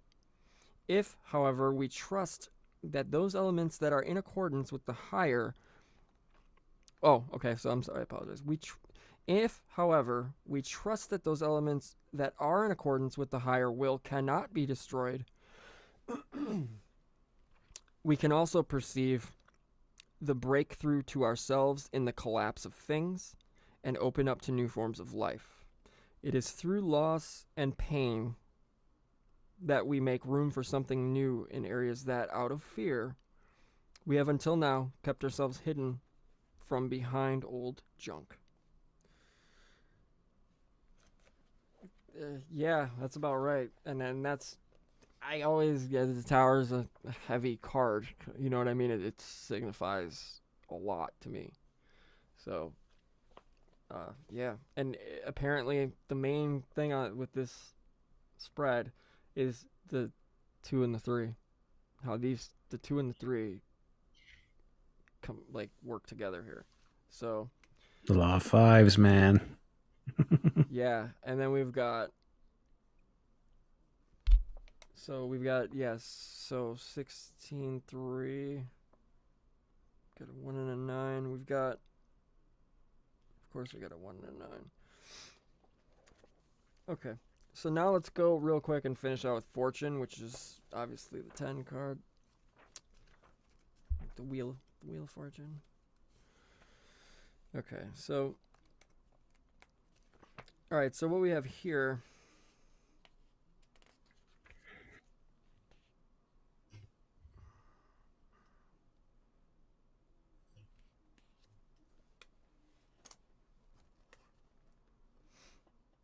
Okay.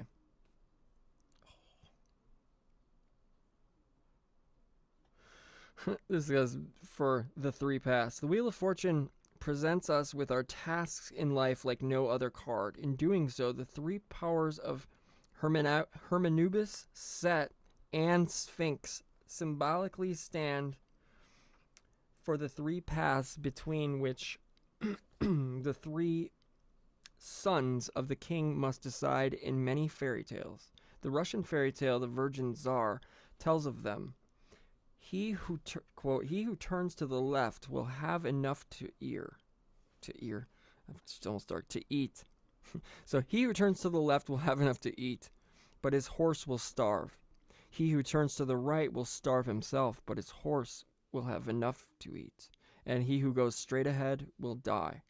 On the left path, here Hermanubis, the instinctual nature, which is the horse in the card, suffers. But the rider, the mind, can develop. On the path to the right,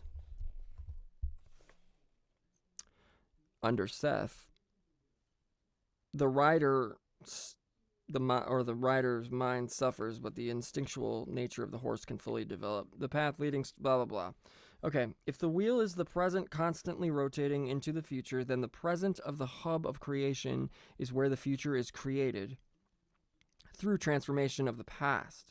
This is how the Egyptian sun god speaks of himself. Quote, I am Shepri in the morning, Re at noon, it's Ra. So I am, what?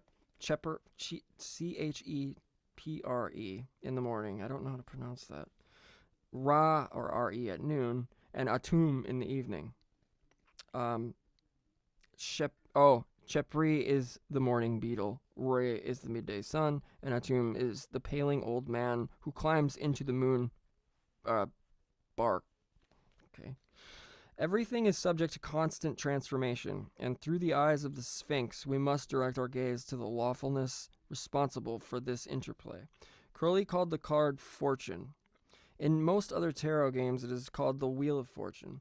This makes it clear that it is the same movement that turns upwards on the one side and downwards on the other. Which side of the wheel we experience is not so much a matter of outer experiences and circumstances, but much more a question of our inner willingness to adjust to these changes. It also indicates big changes in life because our integration into the whole needs an adjustment to new ways of looking at things. However, as soon as a person begins to relativize external appearances by becoming interested in inner lawfulness, he or she changes the world. The insight into the necessity of the courses of time with their growth and decay, and the perception of our task within this eternal process is the main meaning of the card. The discomfort many people feel when dealing with the future. When dealing with the future, whether it be astrology, tarot, runes, the I Ching, probably corresponds to those deep fears touched when the mind, used to making reasonable decisions, senses the aura of the underworld. Yet, there is also strength in this contact. It allows room for a suspenseful openness in which metaphysical depth flows into rational everyday routine. Yeah, it's destiny, man. It's sure is. It's, Forces. for sure. It's wow. And then you got the Empress, and she kind of represents, if I can remember correctly, like the veil between the Oh yeah, the two worlds. Hold on, let me yeah. make So sure. Okay, so then yeah, the High Priestess. So we've got. Here we go. The sources of the night. This card is a symbol of that other reality waiting behind a waking consciousness, normally encountered only in dreams. It is a spiral staircase leading us deeper and deeper back to those nameless primordial experiences that we have collected in millions of years.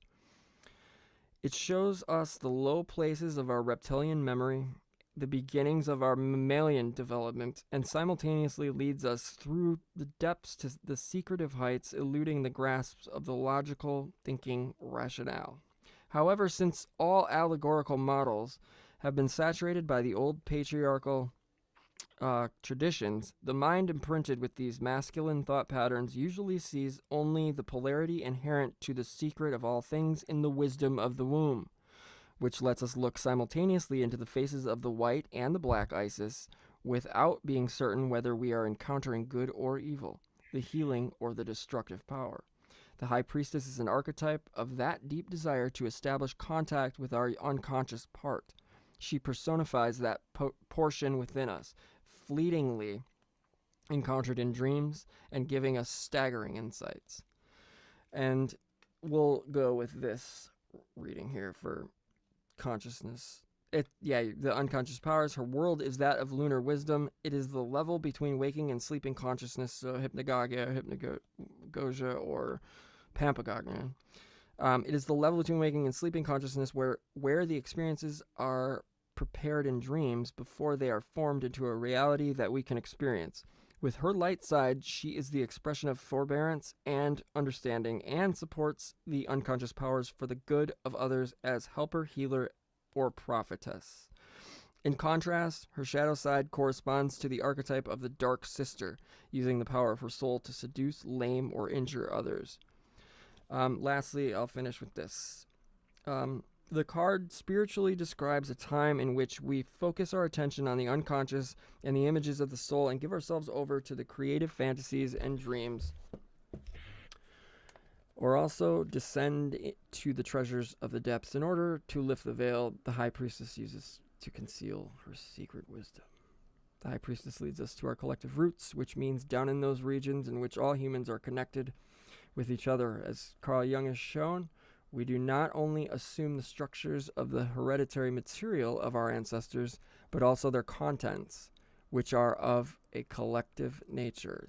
These primordial images or archetypes are vivid concentrations of psychical experiences collected by humanity in the course of its development, and that unconsciously shape the behavior of every person. They are the angel and devil that we encounter time and time again.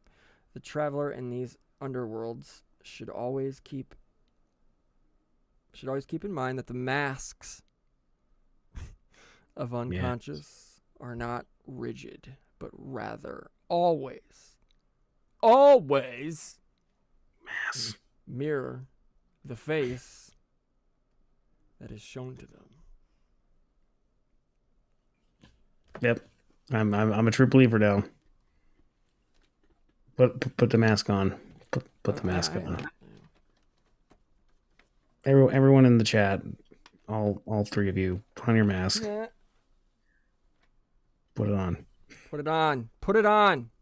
It's now, good for you. Damn it. Now say it with me. Build. Hold on. Yep. Okay. All right.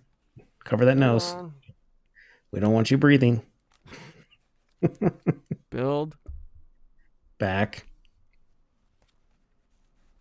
Sorry, build. Build. Back. Better. It's part of the plan. Okay. See, now we come full circle. We know. That's right. Build back better. Be P.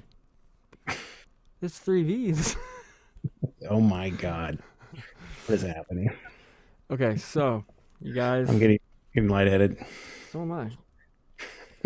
Just take it easy, all right? If we pass out, it'll be together, and then we can just let this go all night long. This is like fucking 11 a.m. Like, what the fuck? Marathon. We're all purple. Okay, yeah, you'll see who the pussy is. Itchy. Yeah, itchy. Dude. Yeah, I like your. Isn't it funny how you can't see that I'm talking? Exactly how it's supposed to be worn. That's what I meant to say. There you go.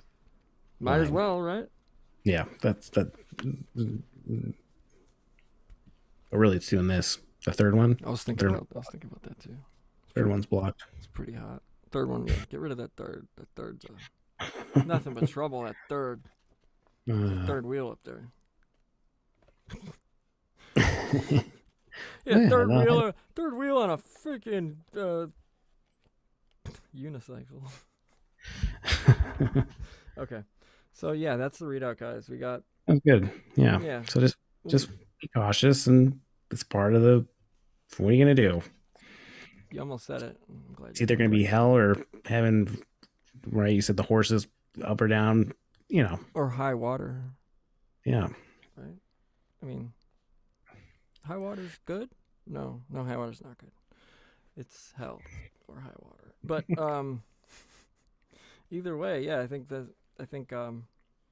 a really interesting spread. So I will, for posterity, obviously, because I do everything for posterity. I'm gonna take a photograph, and yeah. Instagram. Oh yeah, we could do that. We could promote, like, to get more people to come hang out with us in the chat, because we're like apparently not cool enough. We could post the spread from every week in the chat, or on the YouTubes, not on the YouTubes, on the Instas. Well, yeah. Also, if you are Tubins. Oh yeah, if you're up to it. You're gonna be spreading. If you're up Tubin. A lot. Be spreading. I just want to see how many masturbation jokes I can get in before it's done. Let her rip, bro. I'm running out of steam. Grape it and rape it. I mean, grip it and rip it. Grip it and rip it. Not grape it and rape it. Grip the shaft.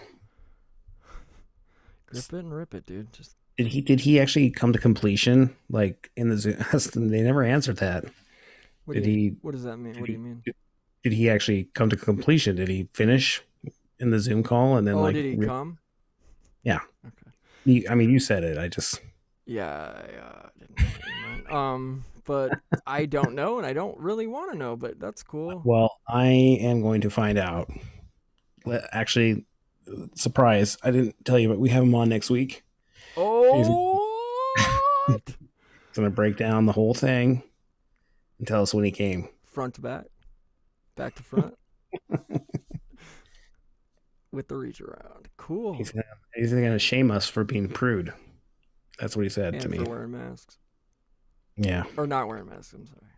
Not wearing masks while he's coming. Well, That's what he's into. He is into that. That's uncanny. It's uncanny. We're into the same shit. It's wild. It's kind of hot, actually. Okay. So that's done. Got that done, you guys, because, love. Yeah. I think we figured out a lot. I think the show probed deep into. I don't know what I'm doing. Just. I love you. What happened to Jim? Is he like okay? Yeah, he's good. Is he in the chat? He's blessed. Jim, where? He's blessed, dude. I'm happy. I'm happy. He's happy. That's all that matters, dude. True. We're not gonna tell you what Jim's up to, but he had a very, very great reason to do what he did this evening. So, or actually most of the day. So that was, Jim couldn't join us. I'll let him tell you why if he feels like it. If he doesn't, you guys can F off and try and speculate all you want. But it's not that he doesn't care. He's very bent out of shape, actually, about not missing a show because of what transpired last week. Which, if anybody really wants to know what transpired last week, you guys can feel free to message me privately, and I will happily let you know what went down last weekend. But yeah, it sucked because I had Ryan Gable. We had Ryan Gable and Kev Baker scheduled, which for those of you, I know 90. There you go. Good job, man. 90% of you know who these people are. But yeah, it sucks. So missed last week, and Jim was upset as well. But hey, I didn't say take off the mask. Dad, shut up, Dad. What were these things' names, you guys? Does anybody know the name of the M&M's guys? They're just the M&M's guys, right? Well, he's not covering. Well, first, how do you dare you assume he has a gender? I come from. I mean, come on. I come from Canceled. America, man. Canceled. Can I cancel this show? I'm gonna cancel it. Cancel it. I didn't.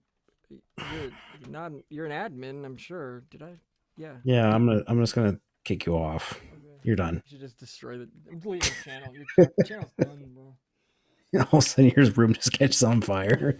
Like, then, what? Oh my god! I have it set up with pyrotechnics. All of a sudden, we go back. Oh yeah, Jim, you're done. I own the channel now. I kicked you. You kick us about that. Delete. He's on fire too. It's just like what? Like this is all a ruse. Oh yeah, it all is a ruse for the power.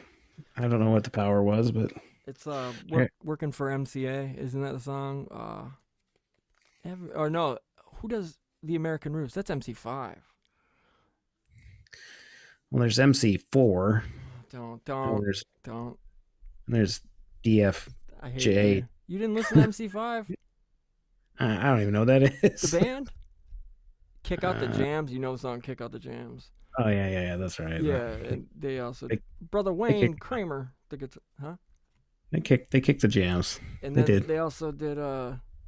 They're from Detroit. They're like the first, like, heavy, good, loud, whatever. But what's the other song? Guys, you know what it is. You know what I'm talking about. Oh, Working for MCA is the song.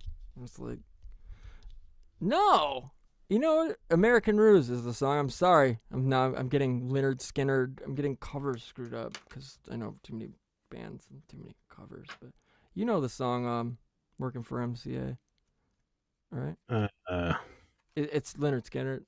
Working for MCA. Oh, yeah. They did. It worked for him. The helicopter. Maybe MCA took down the plane. Ever thought about that? Did. I just did. Damn. That's deep. That was the conspiracy. That is the conspiracy. I think that's the only legitimate conspiracy out. Figured it out. It's the only one that matters. There's no other true conspiracy, actually. Yeah, it's Stevie Ray Vaughan. It's Big Bopper. It's Kobe Bryant. Kobe. Hey. I had a guy flip out at me at work because I even just brought up a suggestion that the helicopter. I can't hear anything because my jack came out of my I know. Professional as fuck. I was just gonna say professional as fuck. You should have. Jinx. There's a guy. No. I thought I turned. I see.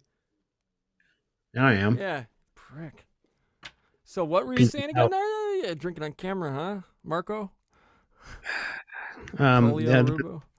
Before I left my job, because they were getting all mass tarded. You have a job, don't say anything. Well, we all have jobs. We work 50 hours a week, you guys. Go ahead. Sorry. I had this job that I think they were cleaning money, but that's all I'm going to say. We talked about that. We did. I think on Ep 2. Guys, if you guys want to go back and learn all about this, this what do they like? I think it's like rinsing of funds, you know, and then you can hang it on a clothesline. It's up to you, but that happened. Leah, shout out to Aaliyah. That was a beautiful, beautiful girl, and that song was amazing too. That I really need somebody. Tell me I need somebody. I've been watching you You don't like that song for real? That is one of the dopest beats. I just saying you're butchering it. That's all.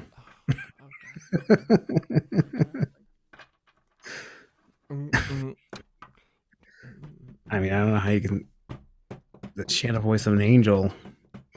Okay, that's enough. All right. My falsetto leaves a lot to be desired. Apparently, it's okay. I'm no Matt Bellamy. I'm just playing. Oh man, you hurt. This is banter. This is good banter.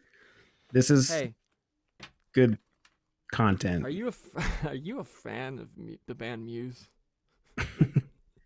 I mean, they amuse me. Yeah, that's about right. That's righteous. Sounds about righteous. I agree. I think Matt Bellamy is probably the greatest guitar player I've ever seen live, and I'm not even kidding. I mean that 100%. Better than Prince. Oh. Yeah, I said that, and I mean it hard. Hate me, talk shit.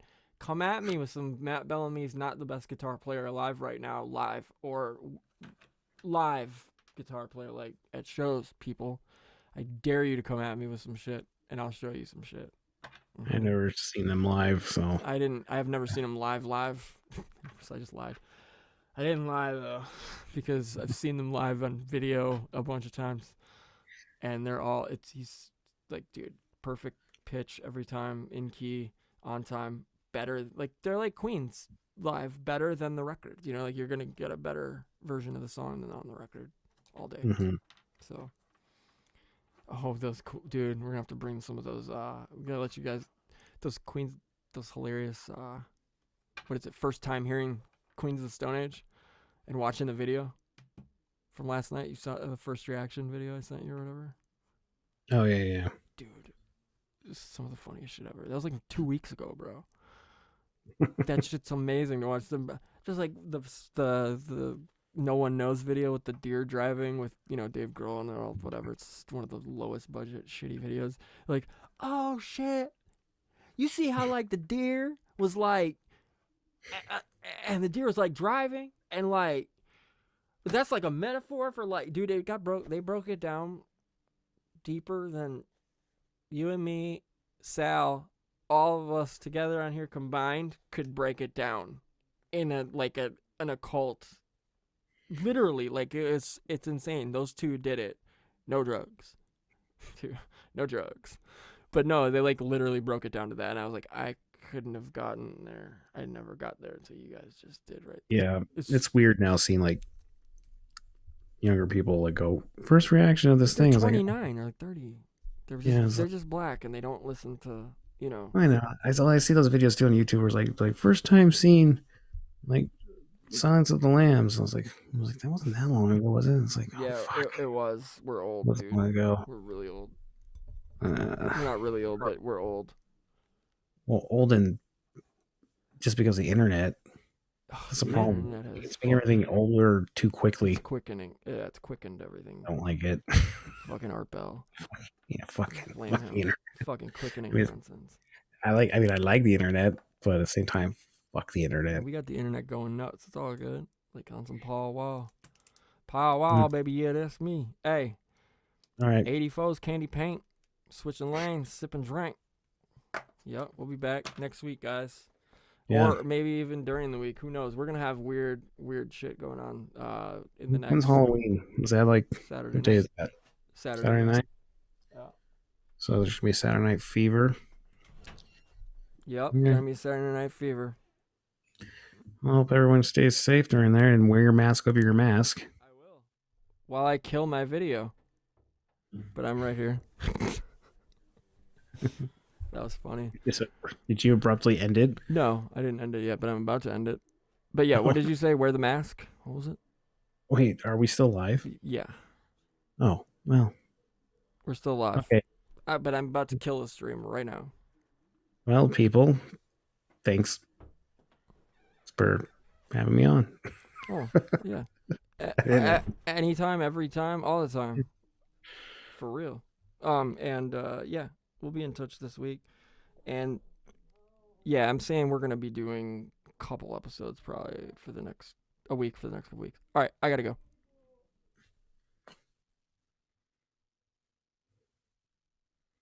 Cheers, guys. Love you. Have a good night, everybody.